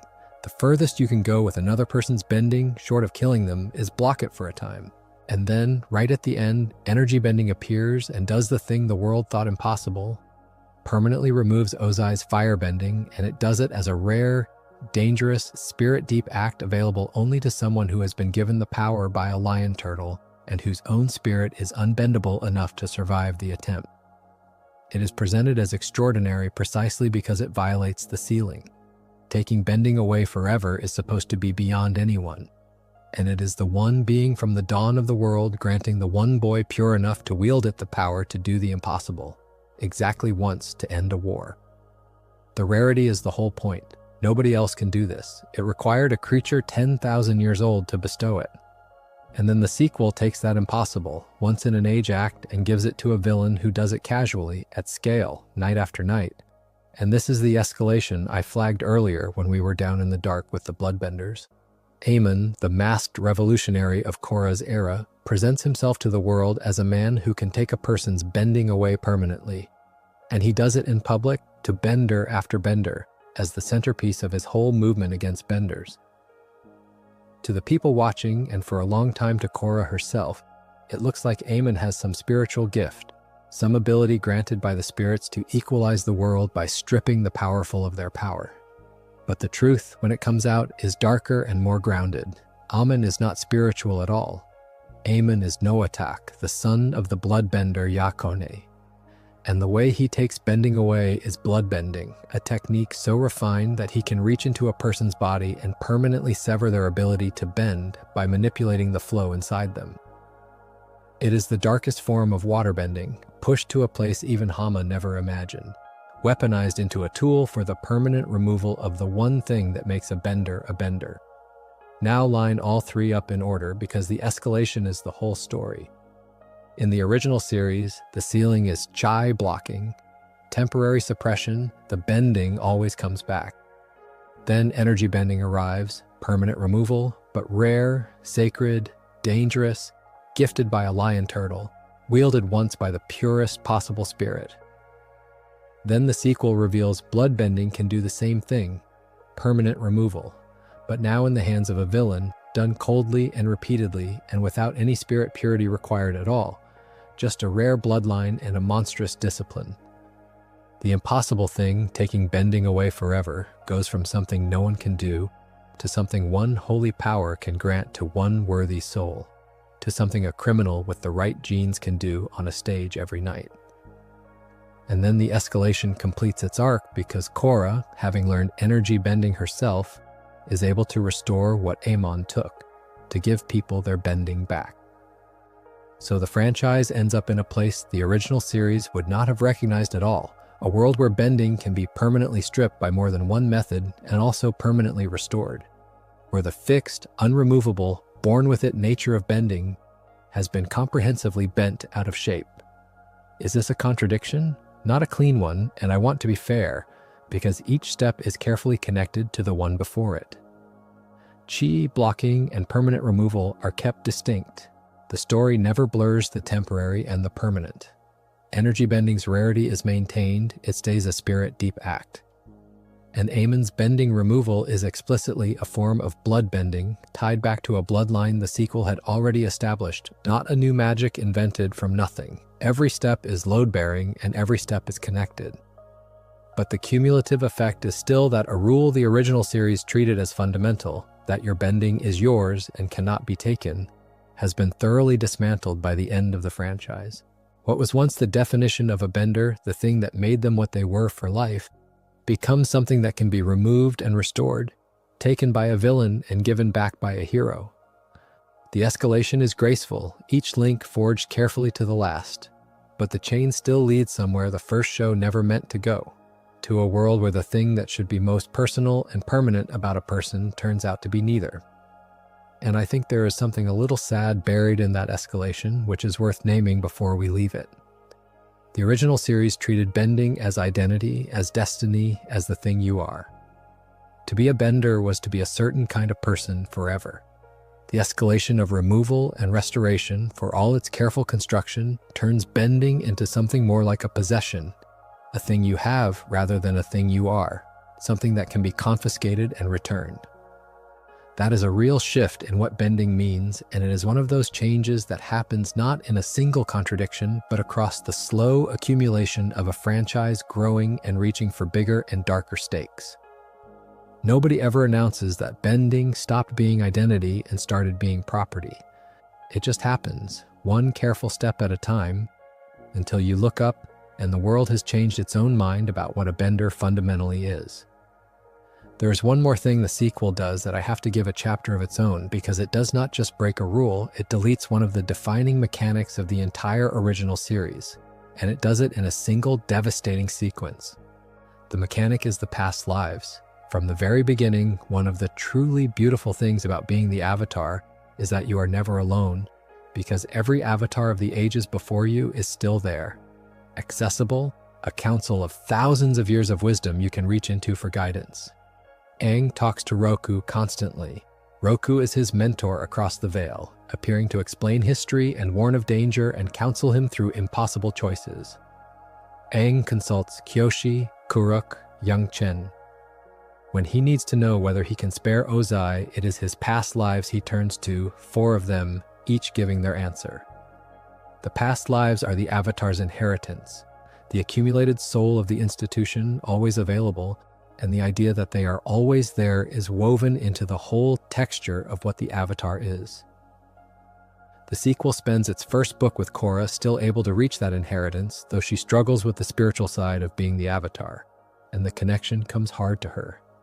And then, in the finale of its second book, the franchise takes it away permanently in a sequence that I still find genuinely upsetting to watch. Korra's uncle Unalaq has fused with Fatu, the great spirit of darkness, the ancient enemy of Rava, becoming a dark mirror of the Avatar.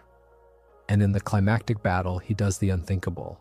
He reaches into Korra and rips Rava, the light spirit that is the thread of the entire Avatar line, out of her. And he begins to destroy her. And as Rava is beaten and torn apart, we see the consequence rendered in the bluntest possible image. The past avatars begin to vanish, one after another, going backward through history. Aang disappears, then Roku, then Kyoshi, back and back through every incarnation, each one winking out as Rava is destroyed, all the way to Wan, the first avatar, the beginning of the whole line, until they are all gone. 10,000 years of avatars, the entire council of past lives, erased in a few seconds. Korra survives. She reconstitutes Rava, or rather Rava is restored to her, and she remains the avatar, and the cycle continues forward from her. But the past is gone. Her connection to every past life, to Aang, to Roku, to Kyoshi, to all of them, is severed and does not come back on screen. She can no longer summon Aang for advice. She cannot reach into that reservoir of ancient wisdom that defined the role for the entire original series. Korra is the avatar, but she is the first link in a new chain rather than the latest link in an old one, cut off from everyone who held the title before her. She has to be the avatar essentially alone, without the mentors across the veil, and that is a staggering thing to do to the character and to the franchise, because it removes the warmest and most iconic feature of what being the avatar meant. So is it a broken rule or a story choice? It is both, and it is one of the most divisive things the franchise ever did, and I want to lay the two sides out honestly because I think the disagreement is real and reasonable. On one side, this is a functional deletion of a core rule. The past lives, always accessible, always there to guide the avatar, were a foundational mechanic, and the sequel simply removes them, and removes them in a way that cannot be undone, cutting the sequel's own hero off from the beloved characters of the original series in the process. For a lot of viewers, that felt like a loss too large to justify, a severing of the thing that most connected the two shows, and a way of writing Korra into an isolation that the story then had to spend the rest of its run addressing. There is a version of this criticism that says the franchise damaged its own mythology to force a fresh start, that it broke the rule because it wanted Korra to stand on her own, and was willing to burn the past lives to do it. On the other side, and this is closer to where I land, the severing is thematically deliberate and even necessary for what the sequel is actually about. Korra's whole arc is about becoming her own avatar, not Aang's shadow, not the inheritor of a role, but the definer of a new version of it. She is a different kind of avatar for a different, modernizing world, a world of cities and machines and industry that Aang would not recognize. And the story keeps insisting that she cannot simply be the next in a line, she has to figure out what the avatar means from scratch. Cutting her off from the past lives is the sharpest possible expression of that theme. It forces her to be truly, terrifyingly alone in the role, to find her wisdom inside herself rather than borrowing it from 1,000 years of predecessors. And there's a real argument that the sequel could not have completed Korra's growth into a self-possessed avatar with the past lives still available as a crutch, because as long as she could call Aang for advice, she would always be, in some sense, a student rather than a master. The severing is brutal, but it is the price of making Korra fully herself. Both of those are true at once, which is why the argument never resolves. It is a rule break, a genuine deletion of a defining mechanic that cannot be reversed. And it is also probably the boldest and most thematically committed thing the sequel ever did, a willingness to sacrifice one of the franchise's most beloved features in service of its new protagonist's growth. I go back and forth on whether the trade was worth it. There are days I mourn the loss of the Council across the Veil, the idea that no avatar is ever truly alone because it was such a warm and load-bearing piece of the mythology. And there are days I think it is just the kind of hard, irreversible choice that separates a sequel with something to say from a sequel content to give you more of what you already loved. What I will not do is pretend it did not happen or that it was reversed, because it was not. Korra loses the past lives, and as far as the shows ever tell us, she does not get them back. And whatever else the franchise is willing to hand her, it left her to be the avatar without the one thing that made the role feel eternal. That is the rule the sequel was most willing to break, the promise that the avatar always carries every avatar before them, and it broke it on purpose, and it meant it. Let us step sideways into the spirit world for a while, because there is a rule about bending there that the original series states plainly, and the sequel then quietly bends nearly out of shape. And it is one of the subtler breaks precisely because it happens so gently that most people never register it as a break at all. In the original series, the spirit world is a place the avatar can reach, but only in a very particular way. When Aang crosses over, he does it in spirit, not in body. His physical form stays behind, sitting still in the material world, apparently lifeless, while his spirit travels into the other place. And a consequence of crossing over as spirit rather than as body is that he cannot bend there. Bending is a physical art, the movement of the body directing the movement of the elements. And in the spirit world, Aang has no body with him, only his soul. And so he is essentially powerless in the bending sense. He can move through that place, he can speak with spirits, he can seek out beings like the knowledge spirit or Roku, but he cannot throw fire or pull water because the thing that does the bending, the body, is not there. The rule is clear. No elemental bending in the spirit world, because only the spirit crosses over and the spirit alone cannot bend. Then comes the sequel, and the relationship between the two worlds changes fundamentally because the sequel is about the barriers between the human world and the spirit world breaking down. The spirit portals open, spirits cross into the human world and live there. And crucially, humans begin to cross into the spirit world in body, physically, not merely as projected souls. Korra and her companions walk into the spirit world bodily, whole, and once they are there in the flesh, the old rule about bending no longer holds the same way. The place behaves differently, and beings can affect it in ways the original series never allowed. Iroh, after his death, lives in the spirit world and has real influence there, a settled presence rather than a visiting soul.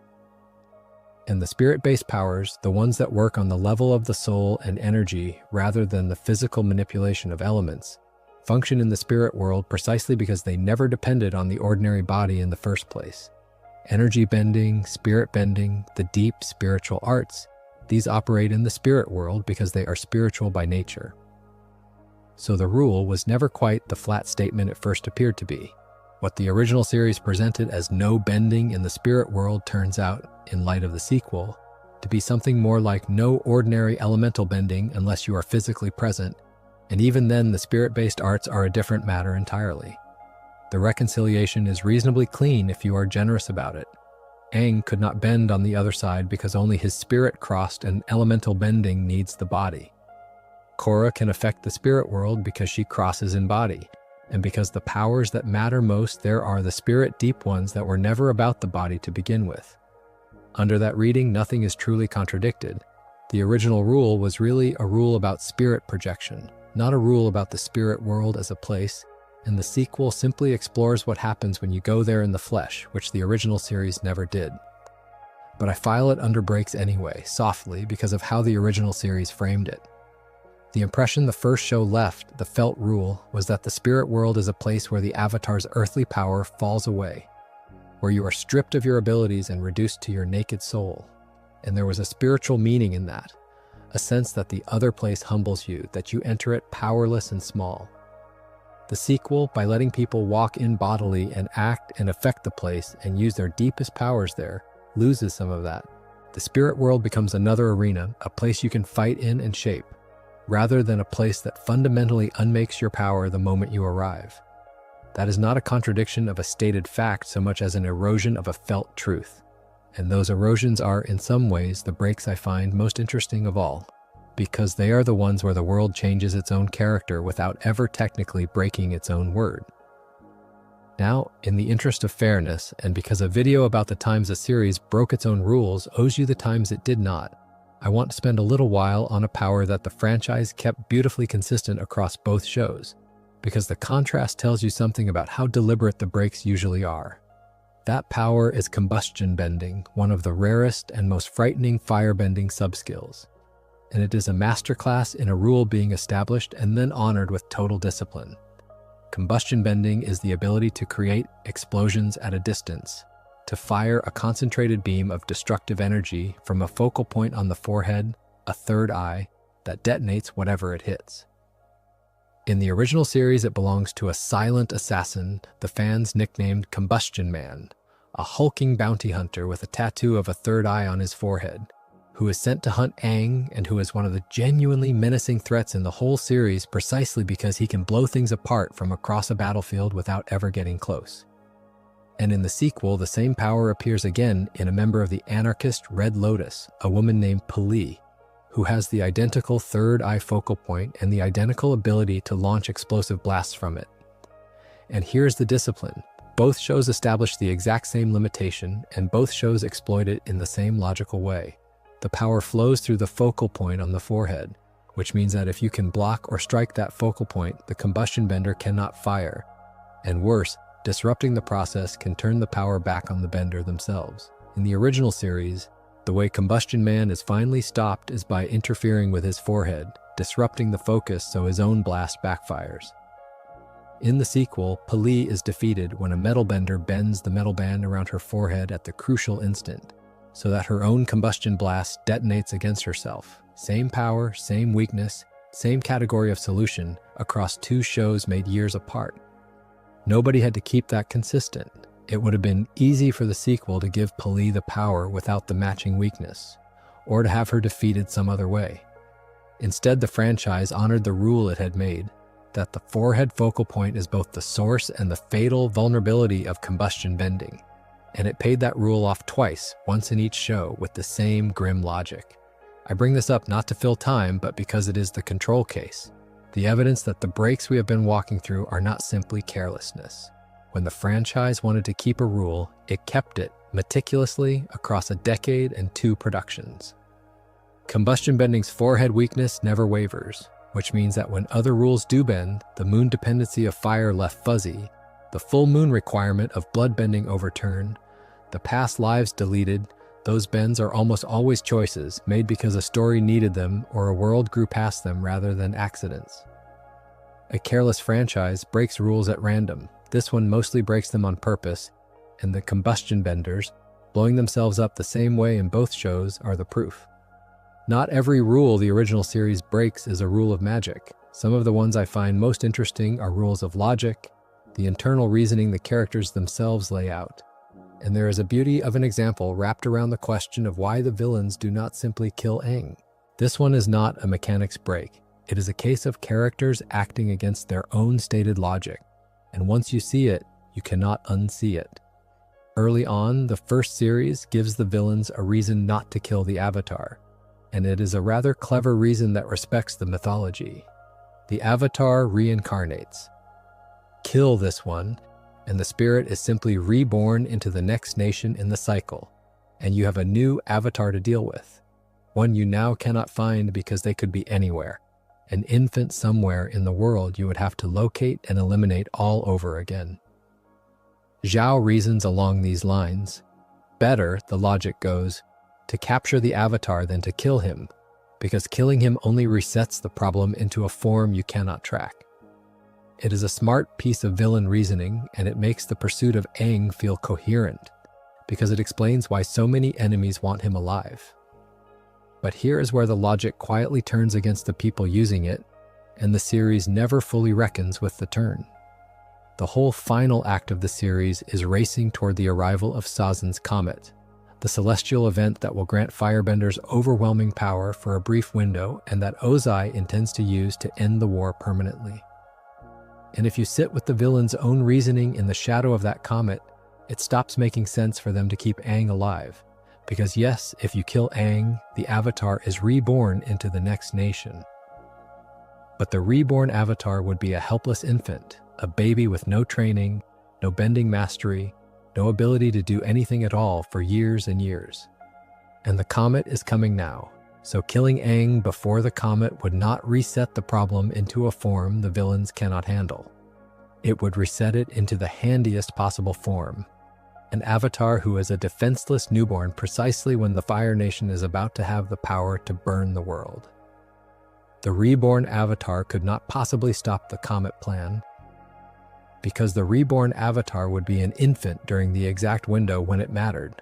By the villain's own logic, killing Aang before the comet is the winning move, and they never take it. And the reason they never take it is that the plot needs Aang alive, not that their stated reasoning actually holds. I want to be careful and fair here because there are patches for this and some of them are decent. One patch is that the villains do, in fact, try very hard to kill or capture Aang throughout, and that the reason he survives is not that they refuse to kill him but that he keeps escaping. Azula, notably, is perfectly willing to kill him, and in the Crystal Caves she comes within a heartbeat of doing exactly that, so it is not as if no one ever tries.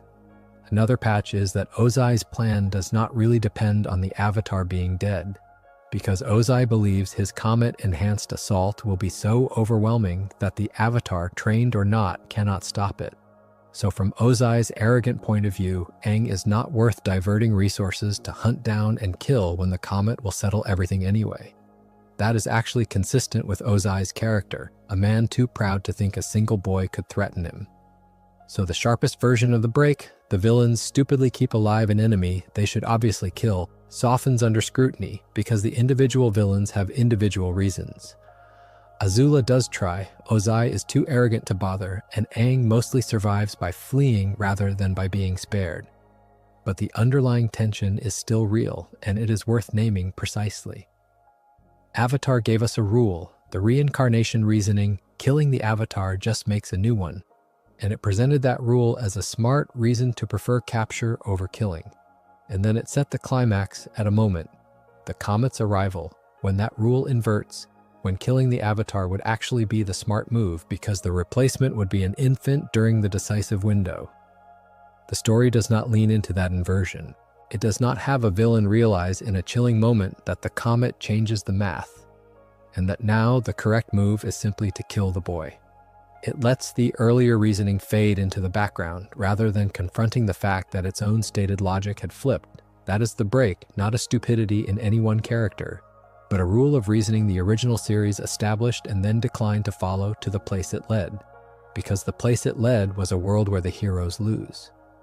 There is a smaller cousin of this that fans raise, and I will mention it briefly because it belongs to the same family. Throughout the series, various enemies have Aang cornered, unconscious, or otherwise at their mercy, and repeatedly they fail to simply finish him when they could. This is the oldest complaint in adventure storytelling, the villain who monologues instead of striking, and Avatar is neither the worst nor the best offender. Mostly the first series gives its captures a reason. Someone wants him alive for a purpose, or an ally intervenes, or he wakes and escapes. But the accumulation of near misses does press on the same nerve, the sense that the story is protecting its hero from a fate that its own logic keeps setting up. I do not think this rises to the level of the comet inversion, which is a genuine flip in stated reasoning, but it is part of the same soft pressure, the way any long adventure has to keep its protagonist alive through situations where a coldly rational enemy would not have let him live. The comet version is the sharpest because the series handed you the exact reasoning that followed honestly would have gotten Aang killed and then walked away from it. There is a plot hole fans return to again and again, and it sits right at the founding tragedy of the whole series. So I want to handle it carefully and honestly because it is one where the confident version people repeat is more damning than the canon actually supports. The question is this: the Fire Nation wiped out the air nomads, an entire people, in a single coordinated genocide at the arrival of Sazan's comet 100 years before the series begins. But the air nomads lived in remote temples perched high on mountains, isolated, hard to reach, the least accessible communities in the world. And airships, the great Fire Nation flying machines, were not invented until Book 3, roughly a century later. So how did a Fire Nation army physically reach and scale 4 mountaintop temples to carry out a genocide 100 years before they had the flying machines that would make reaching such places easy? It is a fair question, and it has been raised endlessly, and I think the honest answer is that the series never fully explains it on screen, but that it is not the total unexplained whole it is sometimes made out to be, because the canon does give a partial answer. Start with the comet itself. Sazan's comet grants firebenders overwhelming, world-altering power for its brief passage, and it was precisely under that power that the genocide was carried out. Comet-enhanced firebenders are not ordinary soldiers. They are, for that window, closer to forces of nature. And a firebending army at the height of the comet's power is capable of things a normal army is not. Add to that the Fire Nation's warships and infantry transports, which could carry troops to the base of the mountains even without airships, and the picture is at least sketchable. An army lands, and comet-powered firebenders assault the temples with a power that makes the climb and the fight possible, in a way it would not be on any ordinary day. And the expanded canon, the comics, fills in more, describing underhanded tactics, luring airbenders into traps, exploiting their trust and their pacifism, so that the genocide was not purely a matter of soldiers scaling walls, but also of treachery and deception. So the fair statement, the one that will not get corrected, is not that the air nomad genocide is a confirmed plot hole with no possible answer. The fair statement is that Avatar never fully depicts the logistics on screen, that it leaves the exact how of reaching the temples largely to your imagination, and that the wider canon supplies a partial explanation, comet-enhanced firebenders plus warships plus trickery, which makes it plausible without ever showing it in complete detail. It is a gap, but a gap the franchise has partly filled, not a void. And I think there is a reason Avatar left the logistics vague, which is that the genocide is meant to be felt as a horror, not audited as a military operation. Dwelling on the exact mechanics of how the temples were breached would have turned an atrocity into a puzzle, and the story wisely keeps it as a wound, a thing that happened in the dark of history, rather than a battle plan you can second guess. The vagueness is partly a mercy. While we are in the vicinity of the comet, I want to nail down a rule that the original series actually keeps with real discipline, because it is one people get confused about, and it is worth being clear.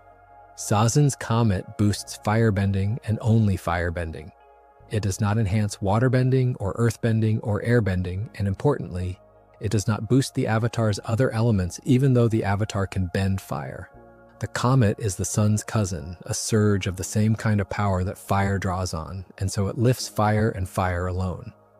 This matters because it would have been easy for a looser show to let the comet become a general power-up, a moment when everyone gets stronger, and Avatar does not do that. The comet is a fire-bending event, terrifying precisely because it makes the enemy overwhelmingly strong while giving the heroes no equivalent boost. Each element has its own moment of strength, waterbenders at night and under the full moon, firebenders in daylight and at the height of summer and near the equator, and those boosts stay in their lanes.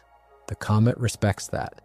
It is a fire-bending amplifier, full stop, and the first series never cheats it into being more. That is the franchise keeping a rule, and it earns a place in the ledger of consistency alongside the combustion benders because it is another case where a lazier show would have blurred the boundary and this one held it. There is a small companion gripe to the genocide question that I will mention and then let go, because it is minor but it belongs to the same family of logistical themes. At the Northern Air Temple, there is a great spinning door mechanism that is implied to require airbending to open, a lock built by the air nomads that only an airbender should be able to work. And yet, by the time the group arrives, the temple is inhabited by the mechanist and a community of ordinary, non-bending settlers who have made the place their home. So how did non-airbenders get into a temple sealed by an airbender-only door? The answer the series gestures at is that the settlers did not need to open the sacred airbender locks to live in the temple, that they occupied and adapted the accessible parts and built their machines around and through the structure without ever needing to work the mechanisms that required airbending. It is a mild continuity itch rather than a real hole, the kind of thing that only bothers you if you are looking for it, and I raise it mostly because it rhymes with the larger genocide question, this recurring theme of air nomad architecture being built for airbenders, and then, in the aftermath of the genocide, being occupied and reached by people who are not airbenders at all. There is something quietly mournful in that rhyme, actually. Temples built by a people who could fly, now inhabited by people who cannot. The locks meant for airbenders standing unopened while ordinary settlers live in the rooms around them. Avatar does not dwell on it, but it is there. A small architectural ghost of the nation that was erased. I have been trying all the way through this to keep 3 different kinds of things separate, and now I want to spend some time on the third kind directly because a video called Every Time Avatar Broke Its Own Rules has a duty to also tell you about the times it did not. The moments fans are certain the story broke a rule when the original series is actually holding the line perfectly and the viewer just missed the fine print. These are the false holes, and there are a lot of them, and clearing them away is part of respecting how carefully this world was actually built. The most common false hole is the healing one, in all its variations, and I touched on it earlier, but I want to gather the whole family together because it is the single most frequent gotcha, and it is almost always wrong. Why does no one heal Toph's blindness, or Zuko's scar, or Jet, or a dozen other injuries across the series? The answer, established early and held consistently, is that waterbending healing works on fresh wounds and disruptions of the body's flow, and does not undo congenital conditions, does not remove old settled scars, and does not raise the dead or repair catastrophic internal damage. Toph was born blind, so there is nothing to heal, only a body to rewrite, which healing cannot do. Zuko's scar is old and set, long past the window where healing could touch it, which is why even the spirit water is only ever framed as a maybe against it.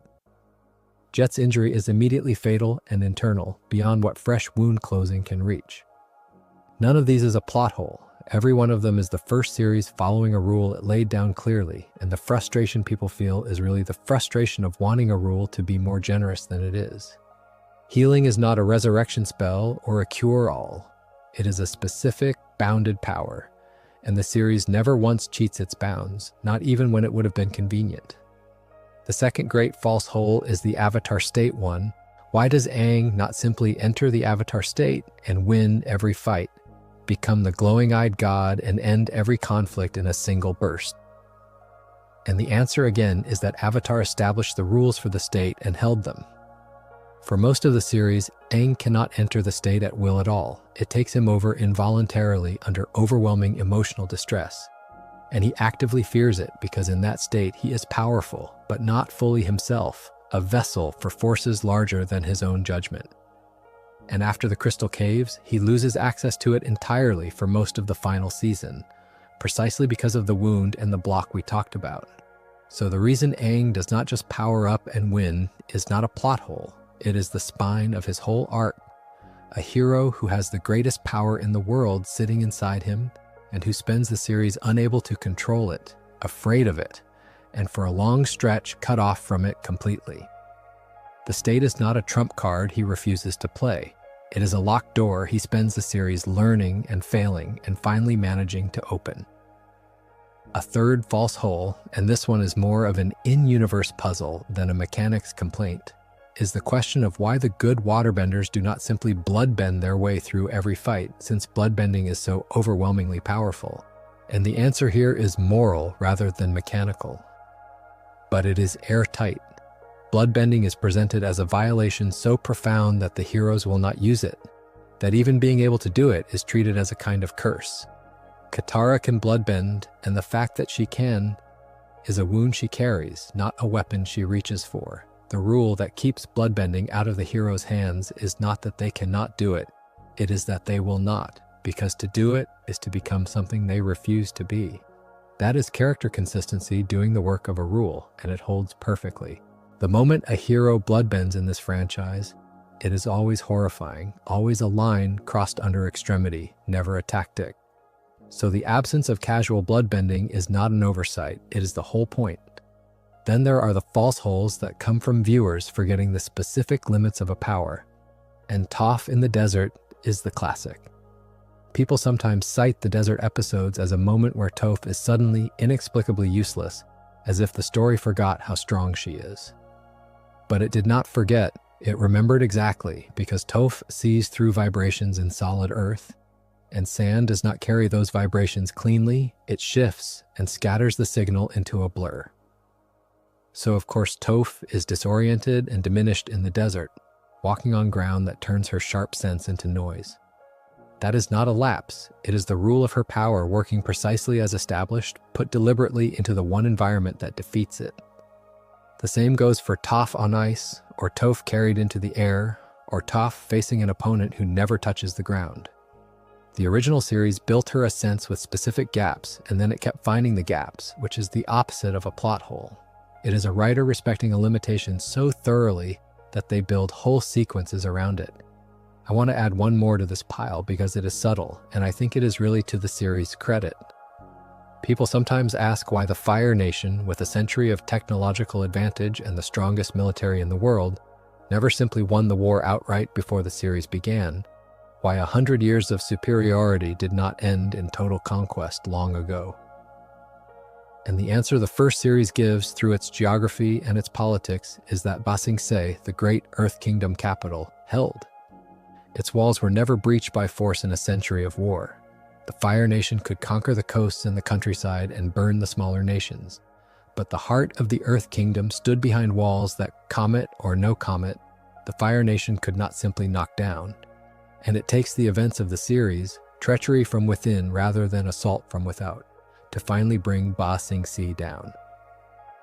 So the 100-year stalemate is not a plot hole either. It is the story of an unstoppable force meeting one immovable wall, and the wall holding right up until the moment the story needs it to fall from the inside.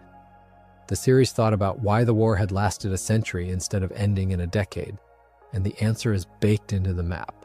I raise all of these because I think it would be dishonest to spend 2 hours on the rules Avatar broke without acknowledging how many rules it kept, and how often the thing that looks like a break is really a viewer wishing a limit away. The healing that will not cure the blind, the Avatar state that will not come when called, the bloodbending the heroes refuse to use, the seismic sense that fails on sand, the war that lasted a century because a wall held, these are not the seams of a careless show. They are the discipline of a careful one. And that discipline is exactly what makes the real breaks worth talking about, because in a world this rigorously kept, the places where the rules genuinely bend are not noise. They are signal. They tell you where the story mattered more than the system, where the world grew past its own founding assumptions, or where a group of artists under a deadline had not quite finished building the thing they were already drawing. So let me try to draw the whole night together, not by listing everything again, but by sorting the breaks into the kinds they actually are, because once you have walked through all of them, you start to see that they are not one phenomenon but three. And telling them apart is the last useful thing this topic can do for you. The first kind is the production seam, the break that happens because a television show is made by people, in order, under a schedule, before they have finished deciding everything. The wrongly ordered statue in the Southern Air Temple is the purest example. A stranger standing where Kyoshi should stand, because Kyoshi had not been designed yet. These are not really breaks in the world at all. They are fingerprints on the glass, the marks of the making, and I find them the least troubling and the ones I warm to most, because they remind you that this seamless place was assembled episode by artists who did not yet know everything their own creation would become. You cannot hold a production seam against the world because the world did not make it. People did, catching up to themselves in public. The second kind is the retcon, and this is the largest category by far, and almost every one of the big ones belongs to it. Bloodbending without the moon, the origin of bending as a gift from the lion turtles rather than a skill learned from the animals. The deletion of the past lives, airbenders learning to fly, lightning becoming an industrial commonplace. Bending removed and restored. These are not the original series contradicting itself. They are the sequel and the comics and the novels, reaching back into a finished story and revealing that it was speaking from inside its own horizon, that what the people of Aang's era took for the fundamental rules of the world were really the rules as they understood them in their time from where they stood. And I have come to think few kinds of world building are as honest as this for a long-lived franchise, because it is how knowledge actually works. Every generation is certain it understands the rules, and every generation is partly wrong, and the next one finds the exception, the deeper source, the thing the certainty was hiding. The retcons are not the franchise breaking faith with itself. They are the franchise aging, discovering that some of what it said as a younger show was the confidence of a child who had not yet met the exceptions. That is not a flaw. That is a world with a history deep enough to keep surprising the people who live in it.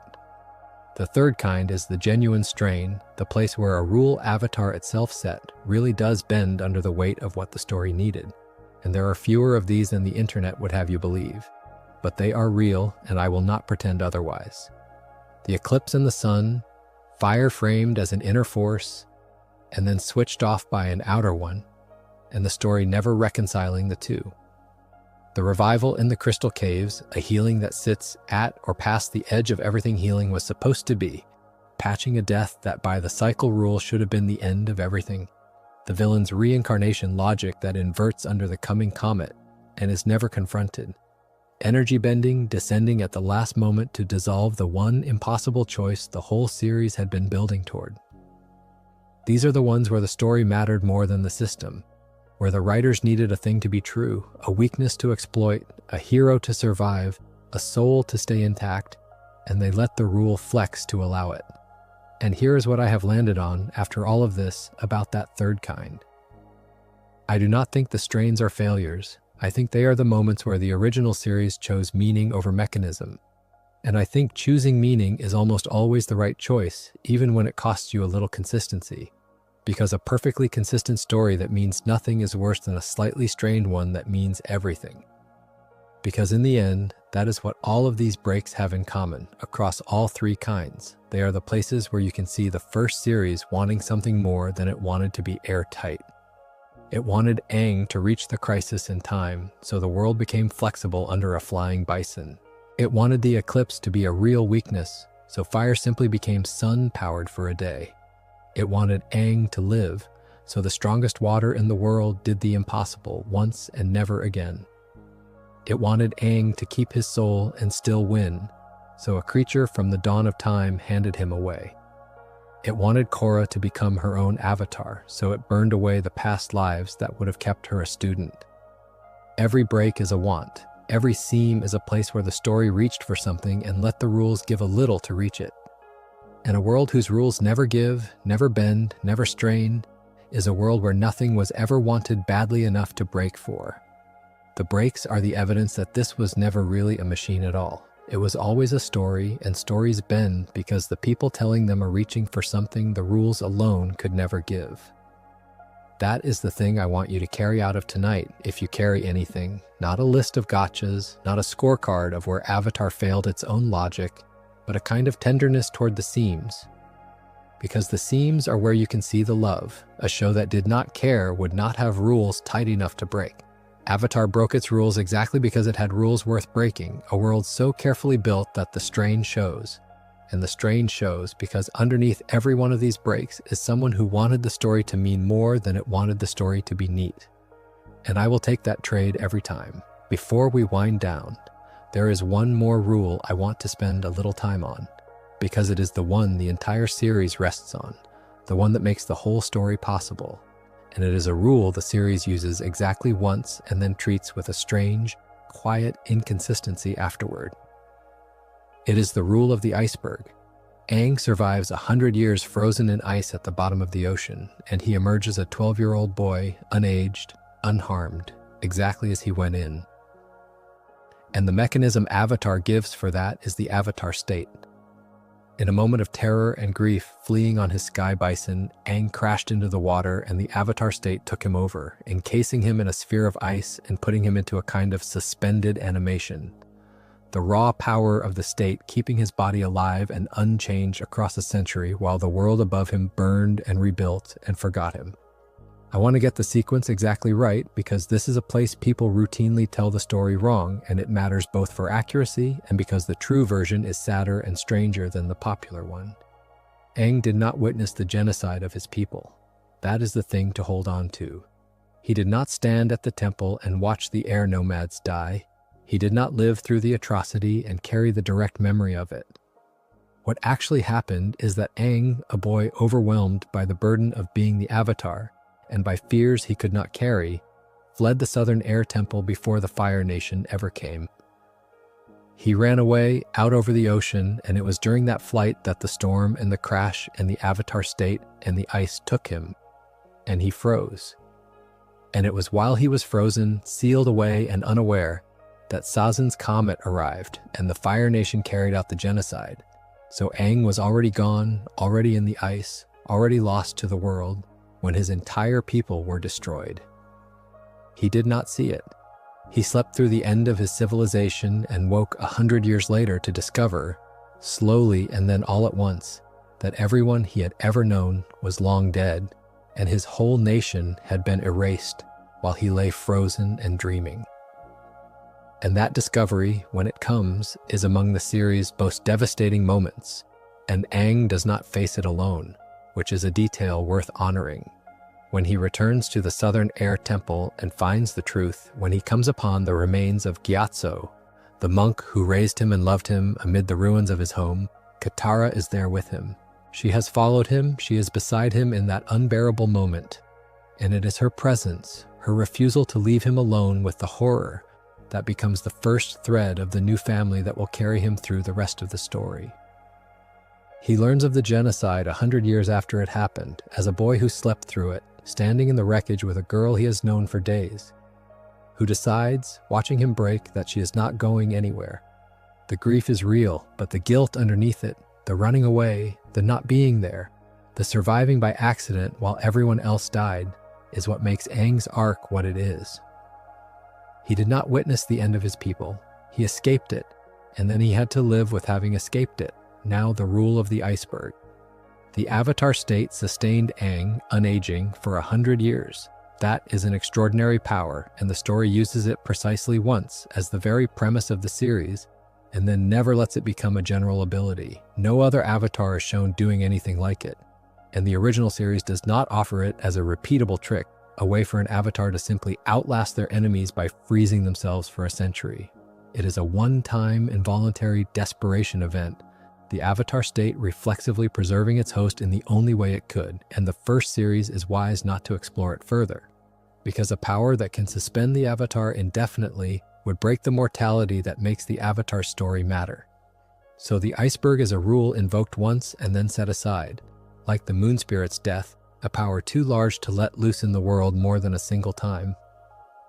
But there is a consequence that the franchise gestures at, and that fans have built into a fuller theory, and I want to hand it to you clearly labeled, because it is interpretation and theory rather than hard-on-screen fact. Aang, for an Airbender and an Avatar, does not live an especially long life. He dies well before old age in the terms the franchise sets for its Avatars. Decades younger than someone like Kyoshi or the first Avatar Wan, both of whom lived far longer.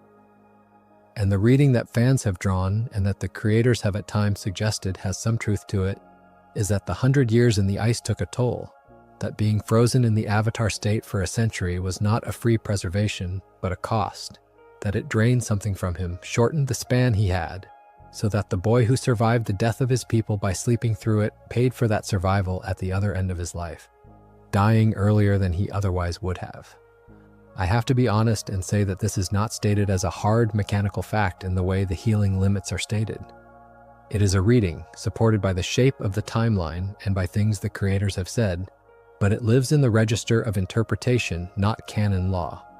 Still, I find it one of the more poignant ways to understand the iceberg, because it would mean that the very thing that saved Aang, the Avatar state, freezing him alive across a century, was also the thing that took years off the far end of his life. He was preserved and diminished by the same act. The ice gave him 100 years of the future, and if the reading holds, took some unknown number of years back at the close. There's a final wrinkle here that ties back to the past lives and the whole strange economy of the Avatar's mortality, because Aang dying relatively young is part of what shapes the sequel. It is his early death that brings Korra into the world sooner than she might otherwise have come, and it is Korra who then loses the connection to Aang and all the others. So the iceberg, that single invoked rule at the very start of the whole saga, ripples all the way to the end of it. A frightened boy runs from his responsibilities, freezes in the ice, sleeps through the end of his world, wakes to a war he must end, spends a life he may have shortened by surviving, and dies early enough to summon the next Avatar into a world that will sever her from him entirely. That single rule of the ice is used once, but its consequences run the entire length of 2 shows, which is, I think, the loveliest kind of rule to break or bend or invoke, the kind whose single use echoes across everything that comes after. So here we are, at the far end of it, and I hope somewhere along the way you drifted off, because that was always the point. If you're still with me, let me leave you with the thought I keep circling back to whenever I sit with this show as an adult, rather than the kid I was when I first found it. Avatar, The Last Airbender is, going on 2 decades later, one of the most enduring things its era ever produced. A story that people who were children when it aired now share with their own children. A world that keeps drawing new people in and refusing to let the old ones go. And I think a real part of why it lasts is the very thing we spent tonight taking apart. It built a world with rules, and it took those rules seriously enough that they mattered. Seriously enough that when they bent, you could feel it. Most fantasy is either so loose that nothing is ever at stake or so rigid that nothing can ever move. Avatar found the rarer middle, a world tight enough to have real physics and real limits and real costs, and yet warm enough to let those limits give a little when the story reached for something larger than its own consistency. The moon and the sun and the comet, the healing that cannot cure the blind, the state that will not come when called, and then, threaded through all of it, the handful of moments where the series wanted something so badly that the rules quietly stepped aside to let it happen. And the more time I spend in the seams, the fewer of them look like mistakes, and the more of them look like Avatar simply growing up. Some are the fingerprints of the people who made it, catching up to themselves as they went.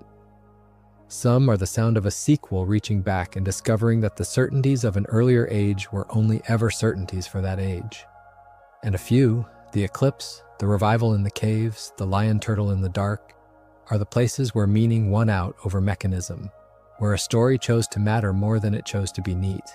And I have made my peace with every one of them because a world whose rules never bend is a world nobody ever loved enough to break them for. So if you came here tonight looking for the cracks, I hope you found instead what I keep finding, which is that the cracks are where the light gets in, that a story careful enough to break its own rules is a story that had rules worth breaking, and that the strain in a thing is so often just the shape of how much someone cared. Avatar cared. You can see it in the seams. And I think that care is why a cartoon about a boy in an iceberg is still, all these years on, one of the things people reach for when they want to be reminded that a story can be gentle and serious and true all at once. Thank you for spending this long, quiet stretch with me. Rest well, be kind to yourself tonight, and let the world hold together or come apart in your dreams however it likes. If you enjoyed the video, make sure to subscribe and I'll see you in the next one.